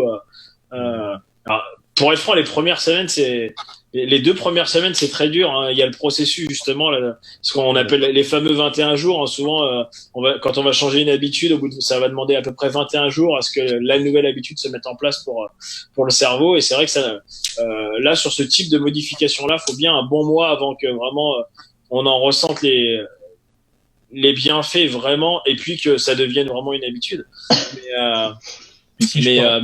Mais par contre, au bout d'un mois, c'est clair que vraiment, on ressent une qualité de sommeil totalement différente. Ouais, Joachim, tu disais? Oui, si je peux rajouter un petit truc en plus. Attends, vous me voyez là? On te voit comme ça. Attends. Bon, c'est pas grave, sinon on a le son, t'inquiète. Ouais, super. C'est bon. Du coup, ouais. J'aimerais rajouter, en plus de supprimer la viande le soir. Alors certes, moi je l'ai supprimé complètement, mais comment dire, il y a un truc qui est vachement bien, un principe, c'est que j'avais eu de Steve. La toute première fois que j'ai entendu, c'était Steve Abdelkarim qui en parlait. C'était manger comme un roi le matin, comme un prince le midi et comme un mendiant le soir. Donc voilà. Et ça permet vraiment de bien dormir la nuit. Alors j'ai testé et ça marche vraiment bien. Non, c'est clair. C'est clair. Moi, j'ai une question pour toi, Julien. Quand tu dis que tu as supprimé la viande le soir, ça a été difficile pour toi. Est-ce que ça a été difficile pour les enfants? Alors, sincèrement, non. Franchement, non. Au début, on a cru que ce serait difficile pour eux, et en fait, pas du tout. Pas du tout. Et limite, tu vois, comme on a eu un plat l'autre soir, je sais plus ce que c'était, et il y avait des petits morceaux de viande dedans, et on n'avait pas fait attention. Et c'est eux qui nous ont dit, mais je croyais qu'on mangeait pas de viande le soir. On a fait, écoute, ouais, effectivement. Voilà. Après, faut pas non plus tomber dans l'extrême, hein, mais du coup, non, franchement, ça a été super simple pour eux. J'ai vu ton petit barbecue cette semaine, Julien, quand même. Ah, mais c'était le midi, le midi. Ah, Le midi. accepté. Et le barbecue du soir, ça a été, t'as vu, légumes, hein, on a fait Les les légumes, petits ouais, poivrons, j'ai les petits champignons, et très bien. Mm. Très, très bien. Justement, Dominique complétait là en disant que c'était d'autant plus compliqué avec de la pardon, dans la manière de le cuisiner. Plus, je suis désolé, c'est écrit tout petit, j'ai du mal à dire. Plus elle sera cuite à haute température, et mal associée, plus la digestion sera très longue. Bonjour mon amour. Il y a effectivement, ça c'est pareil. L'association d'aliments, c'est un truc auquel je faisais pas du tout attention avant. Typiquement, tu vois, quand tu te fais un bon poulet rôti ou quoi, j'avais tendance à l'associer avec des pommes de terre.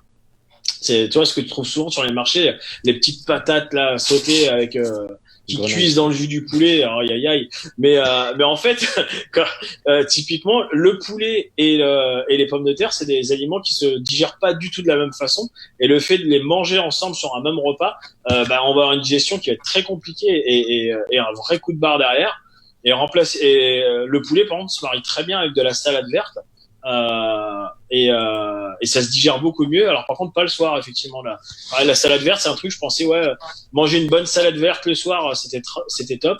Et en fait non, j'ai appris que non, la salade verte justement, ça se digère très très mal, et notamment le soir, et que ça va jouer sur la qualité du sommeil.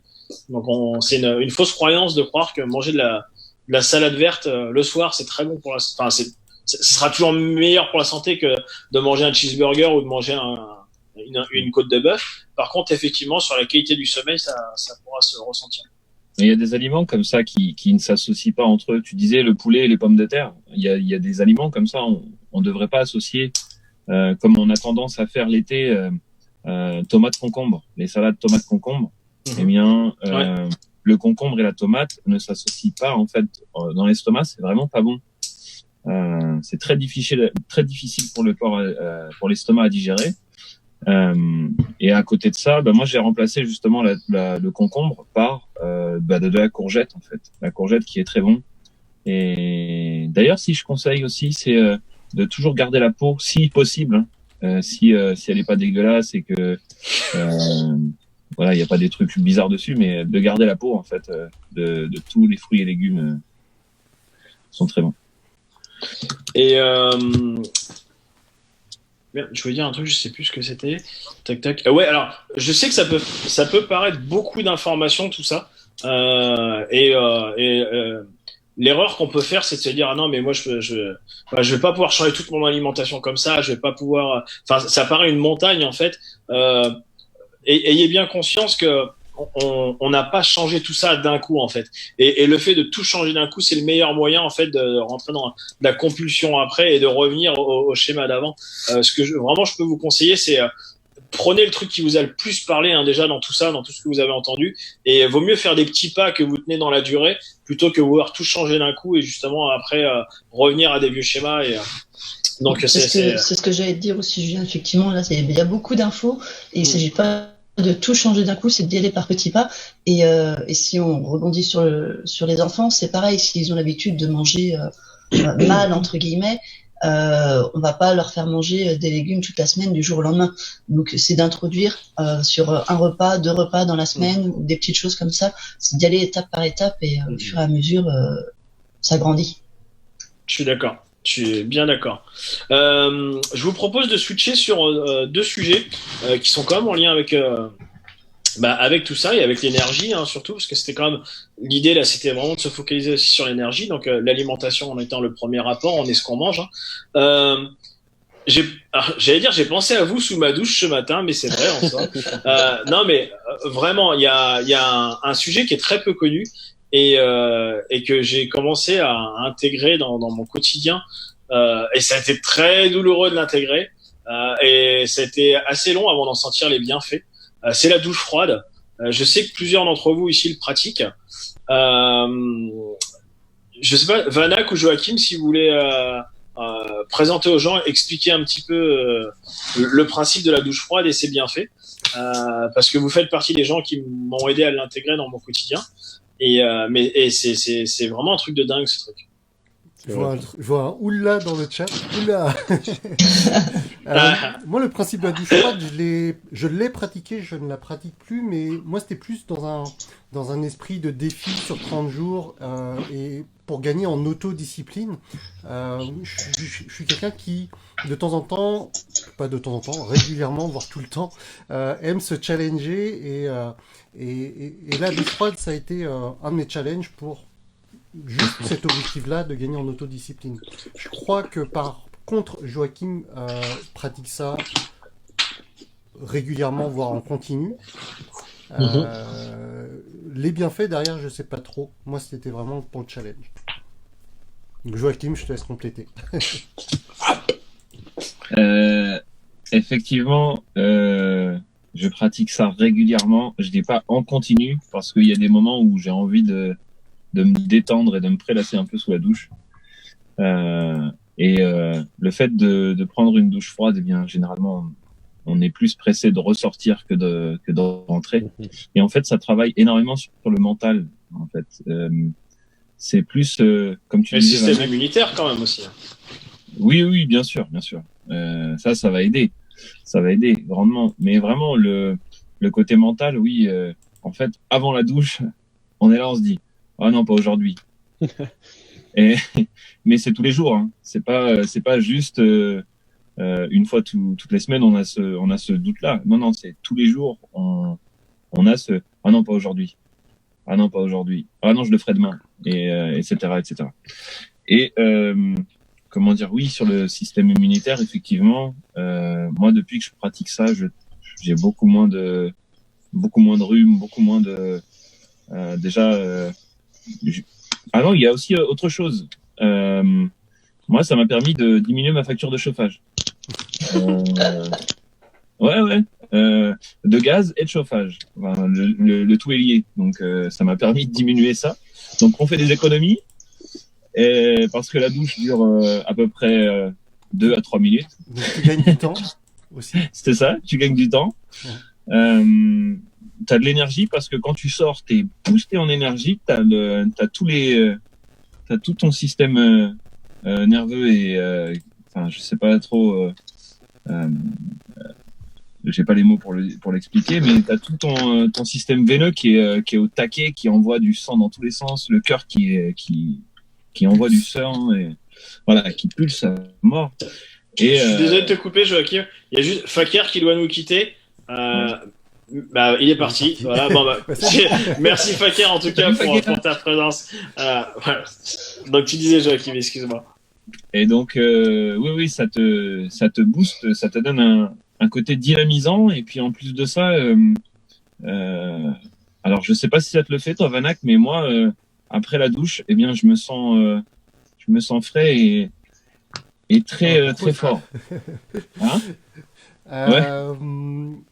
Ouais, bah de toute façon, ouais, c'est ça. L'idée de base, c'est vu que c'est froid, bah tu bouges un peu, as tous tes muscles un peu en tension qui font que effectivement tu montes en énergie très vite. Donc, on voit que tu visualises la chose parce que tu t'es bien tremblé, tu vois. C'était génial. Merci. Hello veut intervenir. Ouais. Attends. On t'entend pas, Hello. T'entends pas. Vas-y. Moi, je veux bien rajouter quelque chose, mais je suis branchée parce que j'ai plus de batterie. Donc, je peux plus me mettre, mais vous m'entendez quand même? Ouais, ça va. Très bien. Ouais, ça va. Donc, un petit conseil, mesdames, vous faites votre douche normalement et à la fin, vous rajoutez 10 à 15 secondes. C'est ce que je fais à chaque fois. Vous commencez comme ça peut être progressif. 10 à 15 secondes, un petit jet sur le corps froid. Franchement, c'est top. 10-15 secondes, vous comptez. Tous les jours. Je suis d'accord avec toi parce que moi, en fait, c'est à l'image de la montagne qu'on disait tout à l'heure. Hein, c'est que effectivement, t'as plusieurs écoles là-dessus. Par exemple, t'as Jean Laval qui va dire non, mais arrêtez avec la douche chaude au début et finir par la douche froide, c'est mort. C'est douche froide, point. Sincèrement, c'est un peu extrême de passer de l'un à l'autre. Donc, moi, ce que je rejoins Elodie là-dessus, c'est commencer douche chaude et puis après progressivement passer à la douche froide. Après, ce que je vous conseille aussi, c'est allez pas taper la douche froide comme ça sans aller vous renseigner un petit peu avant, aller lire sur internet, vous former un peu là-dessus parce que il y a quand même des techniques pour que ce soit beaucoup moins douloureux, typiquement sur la respiration, le fait d'avoir une respiration lente et une expiration maîtrisée à ce moment-là. Allez pas taper la douche froide tout de suite comme ça sans regarder comment on fait avant, parce que clairement vous allez prendre peur, vous allez et on y est tous passés. Donc vraiment allez regarder. Mais ouais, effectivement, vaut mieux faire des petits pas sur ce sujet-là aussi. Hein. Je suis d'accord avec toi. Et j'ai mis, moi j'ai testé donc en fait la douche froide, mais en commençant des pieds vers le haut. C'est-à-dire que tu habitues tes pieds à l'eau froide, puis tu remontes progressivement, et c'est déjà beaucoup plus simple. Alors moi c'est horrible. J'ai essayé de faire ça, tu m'avais conseillé. En fait, il y a un passage, si tu vois lequel je parle, entre le nombril et le bassin, qui est juste, c'est pas possible. Ouais, mais à partir de là, en fait, une fois que t'es monté là, tu vas vite t'arroser tes bras, donc épaules jusqu'à la main. Et après, faut se jeter, faut mettre la tête sous l'eau. Ouais. Rien que d'en parler, tu vois, elle a peur, là. Non, c'est horrible. Et, j'avais découvert ça quand je m'étais intéressé à une séance de hammam. Une séance de sauna, pardon. Et le sauna recommandait, en fait, de faire une douche froide une fois le sauna fait. Et il me l'a fait faire, hein. C'est douloureux. Il y a Esteban qui complète en disant concernant la douche froide matin ou soir, plus facile le matin pour donner un coup de fouet et pas mal d'énergie. Je confirme, hein, effectivement, c'est clair qu'on a un vrai pic d'énergie en sortant, c'est un truc de dingue comment ça booste. Bon, il nous reste 15 minutes. Je vous propose de passer au dernier sujet qui est le sport quand même. Hein. On en a brièvement parlé tout à l'heure de justement comment profiter de cette période de confinement pour réintégrer les petites routines. Donc ce qu'on dit, c'est qu'il y a quand même beaucoup de comptes Facebook, Instagram et tout en ce moment qui proposent chaque matin des petites routines soit différentes, soit justement des vidéos sur le sujet, des petites routines de 10-15 minutes, voire plus longues. Vanak, je sais que c'est un sujet qui est cher à ton cœur, le sport et surtout les petites routines matinales. Comment tu pratiques en ce moment, toi, justement? En fait, donc habituellement, je vais en ce moment dans une salle de CrossFit, mais vu qu'elle ferme pour les conditions que vous connaissez tous, eh bien, ils proposent de faire du CrossFit, enfin plutôt du bodyweight. Donc ça me fait revenir un peu en arrière. Il y a quelques années, je pratiquais le freeletics et en fait, on se dit, faire du sport, j'ai pas ma machine, j'ai pas mes poids, comment je fais? Elodie, je suis sûr, va nous partager plein de trucs avec ça, avec juste une bouteille d'eau. Vous avez peut-être un escalier chez vous, et vous pouvez pratiquer plein de choses avec votre escalier, mais sinon, faire des pompes, faire des burpees, faire des dips, donc travailler les triceps sur une chaise, c'est quelque chose de très simple. Moi, j'utilise une corde à sauter, alors vous avez peut-être pas ça chez vous, là, maintenant, tout de suite. Corde à sauter. Mais c'est quelque chose que j'adore aussi, comme la douche, en fait, c'est quelque chose qui va être super énergisant en très peu de temps. La corde à sauter, en sans saut à la corde, vous êtes hyper dynamisé. Voilà ce que je pratique assez facilement, les squats, les trucs comme ça. Mais je pense que c'est Elodie qui doit intervenir sur le sujet. Elle qui en plus a des clients à qui elle partage ses exercices quotidiennement. Donc, Notamment une question, Elodie. Tu privilégies de faire des grosses séances, alors je connais un peu la réponse, mais c'est plus pour que tu apportes la réponse, des grosses séances, par exemple 2 fois dans la semaine, ou des petites séances régulières? Petites séances régulières. D'accord, donc ça consiste en quoi une petite séance régulière, par exemple? Alors, en gros, moi je demande qu'on bouge 30 à 40 minutes en travaillant. Allez, 30 minutes c'est bien, mais l'important c'est de se donner à fond pendant les 30 minutes. C'est-à-dire pour vraiment que tu sentes ton cardio augmenter. Et j'alterne en fait des périodes de renforcement musculaire et du cardio.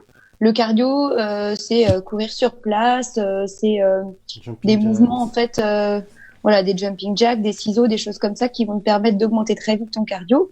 Et ensuite, quand tu arrêtes pendant 30 secondes par exemple, c'est du 8, et bien là tu vas faire des squats avec 0 charge ou bien des bouteilles d'eau que tu mets au niveau de tes épaules quand tu es débutant, tu vas pas compliquer le mouvement, tu vas déjà le faire bien, correctement. Et puis sinon, tu vas pouvoir rajouter une charge supplémentaire pour que ça soit, parce que tu maîtrises à la base. Et hop, à peine terminé ces squats, tu recommences sur du cardio et tu alternes. Et tu vas passer par exemple sur des pompes, tout simplement. Et moi, je varie en fait le matériel. J'utilise mes escaliers de la maison. J'utilise mes tables, mes chaises, mes bouteilles d'eau, mes packs d'eau. Voilà, je me débrouille comme je peux en me disant que la personne n'a rien chez elle, n'a pas de poids.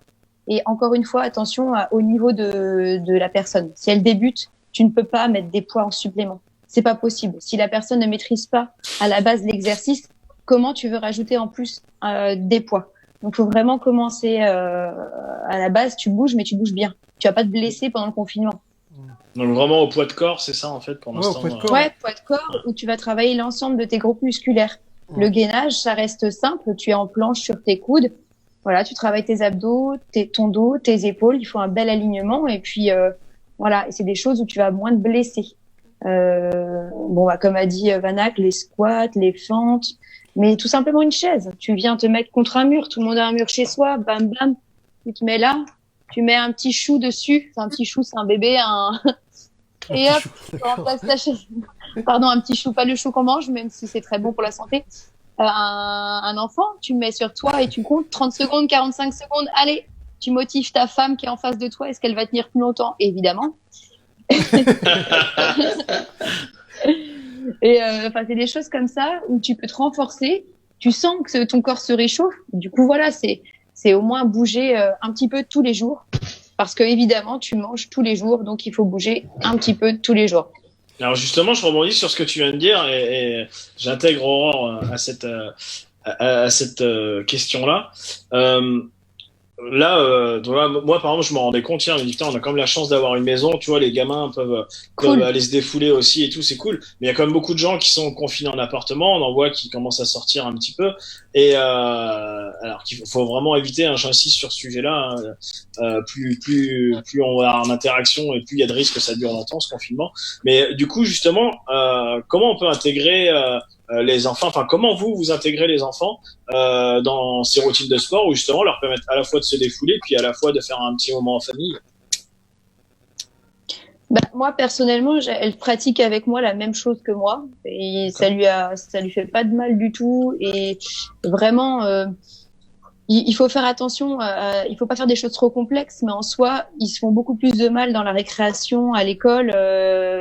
Ils courent dans tous les sens, ils maîtrisent pas ce qu'ils font quand ils courent, quand ils sautent, quand ils lancent un ballon, quand ils vont le chercher. Donc, faut pas avoir peur de faire des choses du moment que tu ne rajoutes pas une charge supplémentaire à leur poids de corps. Je vois pas le problème de faire un petit gainage. Maintenant, c'est vrai que l'enfant qui fait pas de sport du tout, voilà, il va falloir faire attention à son placement, mais tu peux faire du gainage avec ton enfant. Si toi, tu sais le maîtriser sur toi, tu le corriges, ou bien tout simplement, il monte dessus sur toi.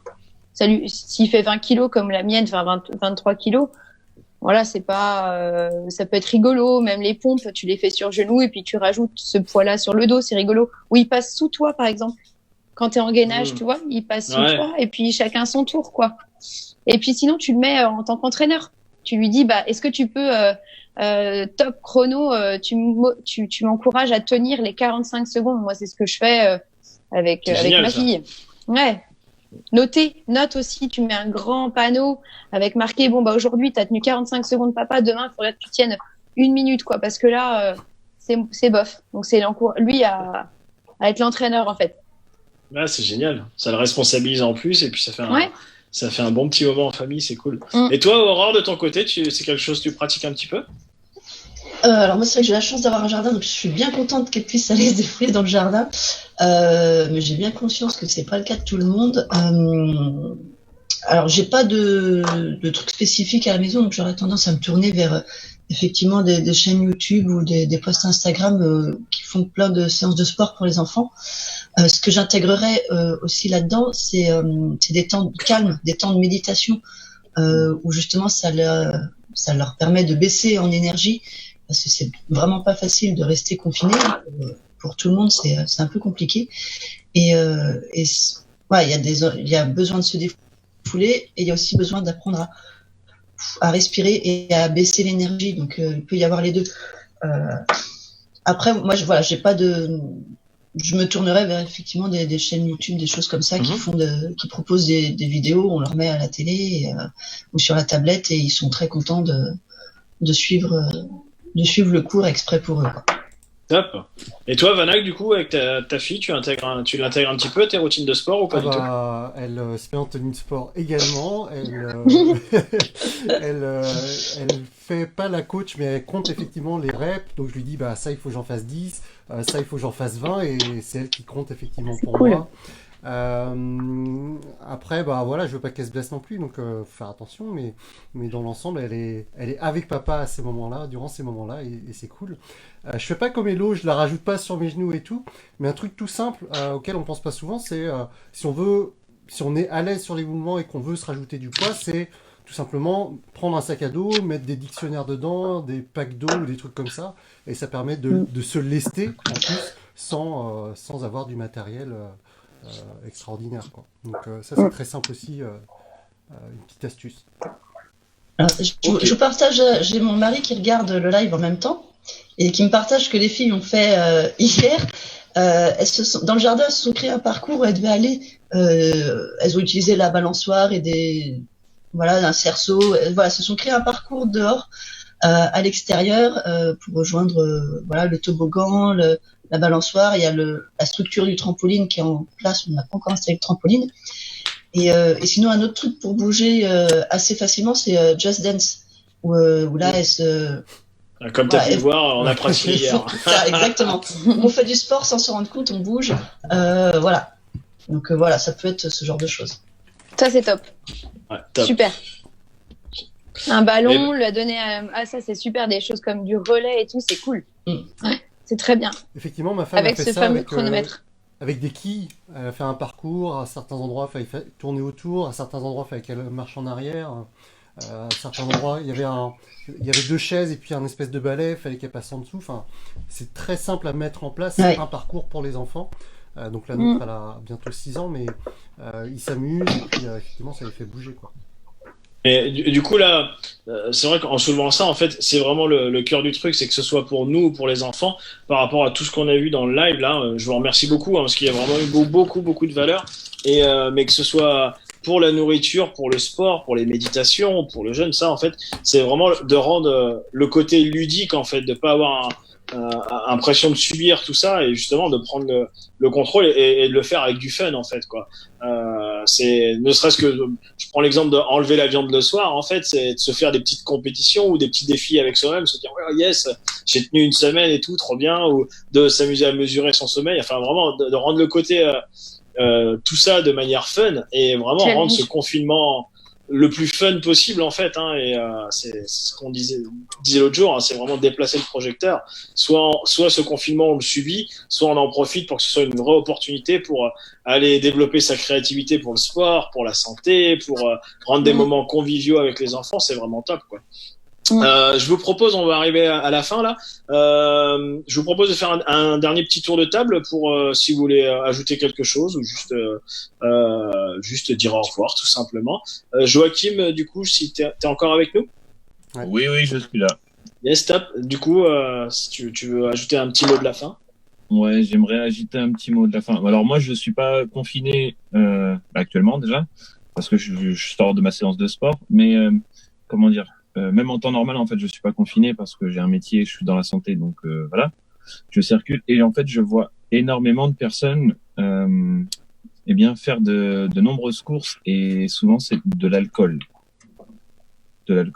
Et j'aimerais signaler en fait que l'alcool c'est pas forcément bon pour la santé. Alors les gens en profitent parce qu'ils vont pas travailler le lendemain et que du coup ils se mettent des races le soir. Et j'aimerais dire que faut mieux éviter. Déjà d'une, ça fait grossir et en plus de ça, c'est vraiment pas bon pour la santé. Voilà. Merci Joachim. Elodie, tu veux un petit mot de la fin? Ouais. Alors, moi, je vous dis à tous bon courage dans cette période-là, qui est au contraire une période pour se recentrer, la famille, justement. Ça permet aussi d'avoir un esprit un peu plus créatif, justement. Qu'est-ce que je peux faire pour que cette journée se passe bien, que je m'ennuie pas? justement, ça développe pas mal de choses qu'on pensait pas être capable de faire. Varier au maximum les loisirs, les activités de la journée. Un coup, je cuisine, un coup, comme disait Aurore, je médite. Moi, je fais du stretching et puis on se met sur la terrasse. Il y a un peu de soleil, on prend le soleil. À un moment donné, c'est reparti. Ben, on va cuisiner ou alors on va faire un peu de devoir. Et puis voilà. Enfin, ce qu'il faut, c'est varier un maximum dans votre journée les activités. Et puis vous mangez normalement en fonction de ce que vous dépensez. Normalement, ça veut dire pas plus que d'habitude. Et écoutez-vous. C'est ce que je voulais dire tout à l'heure. Écoutez-vous. Est-ce que j'ai faim et qu'est-ce que c'est d'avoir faim? Parce que c'est pas l'heure à laquelle il faut manger. Il est midi, il faut manger. Non. C'est est-ce que tu as faim finalement? Et avoir faim, c'est sentir que l'estomac il réclame. Sinon, il n'y a pas lieu de bouffer pour bouffer. Voilà. Écoutez-vous. Merci, coach. De rien. Aurore, un petit mot de la fin? Pour éviter de rentrer en conflit avec les enfants, que ce soit pour manger, pour faire le sport, pour méditer, pour les devoirs, pour tout, parce que c'est vraiment, encore une fois, c'est pas évident, ça change les repères de tout le monde et en particulier des enfants. C'est de proposer, jamais de forcer, vraiment de proposer et puis de lâcher prise quand il y a besoin. S'ils veulent pas aujourd'hui, ben ils veulent pas aujourd'hui. Ils mangeront pas de carottes râpées ce midi parce que voilà, ils en mangeront peut-être demain midi. Ou ils veulent pas faire les devoirs aujourd'hui, ben ils les feront peut-être demain. Et voilà, c'est de proposer toujours et en même temps de lâcher prise. Ça sert à rien d'aller dans le conflit. Effectivement, le confinement, je pense qu'il va peut-être être amené à durer un petit peu. Donc si on veut que ça se passe bien, respirer un coup, passer du temps de qualité avec vous-même, avec les enfants, avec votre conjoint et lâcher prise, quoi. Merci Aura. Vanak, Yes. le big boss. Comme le disait Isabelle, c'est pas confinement, mais c'est confinement. Confinement, ouais. J'adore. Et en ce moment, c'est fun, c'est famille, c'est fitness pour moi. Et bon, un peu de travail aussi, mais c'est pas grave. Mais voilà, faut passer du temps de qualité, comme l'a dit Aurore, avec sa famille, et puis développer sa créativité, trouver des moments où on peut s'amuser ensemble, et puis voilà. Éviter les écrans pour les enfants, quand même, pas trop d'écrans. Ça, c'est un peu le piège dans lequel on peut facilement tomber, mais voilà. On arrive pour l'instant, sur cette semaine, à limiter les dessins animés et autres. Et voilà, faut continuer comme ça. Top. Écoutez, moi déjà je vous remercie tous les 5, qui est réparti, mais je vous remercie beaucoup pour ce temps que vous avez dédié et la valeur que vous avez apportée. Si ça vous va, comme je vous disais, je ferai peut-être une petite base ou quelque chose où je centraliserai, par exemple, soit les recettes, soit vous avez des astuces pour les enfants, soit des petites routines de sport. Elodie, enfin, si vous avez des trucs que vous voulez partager pour venir soit compléter, soit formaliser un peu ce qu'on a dit, qu'on pourra partager aux gens, je pense que ça peut être utile. N'hésitez pas à me les envoyer, je centraliserai tout ça. Et puis voilà. Quoi dire de plus? Ouais, ce confinement, vraiment, voir l'opportunité qu'il y a derrière, comme l'a très bien dit Aurore, de prendre soin de soi, de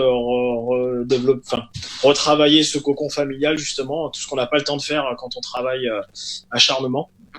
avec acharnement. Donc, merci aussi à tous les gens qui ont été vraiment hyper interactifs dans les commentaires, hein, Dominique, Anne-Laure, Esteban, Xavier et tous les autres, hein, Isabelle, merci beaucoup. Désolé pour ceux que j'oublie, j'ai plus tous les prénoms en tête. Manu, Antoine, enfin il y en a eu vraiment beaucoup, je vous remercie beaucoup. Si ce live vous a vraiment aidé, et je pense, vu qu'il y en a qui sont restés 2 heures quand même, je dirais que ça vous a aidé, n'hésitez pas à le partager surtout, hein. L'objectif c'est vraiment d'aider un maximum de gens avec ce live, et puis de partager la bonne parole de nos 5 intervenants là à travers la toile. Je vous remercie beaucoup à tous. Je vous souhaite un très bon confinement, un bon week-end et prenez bien soin de vous. Gros bisous.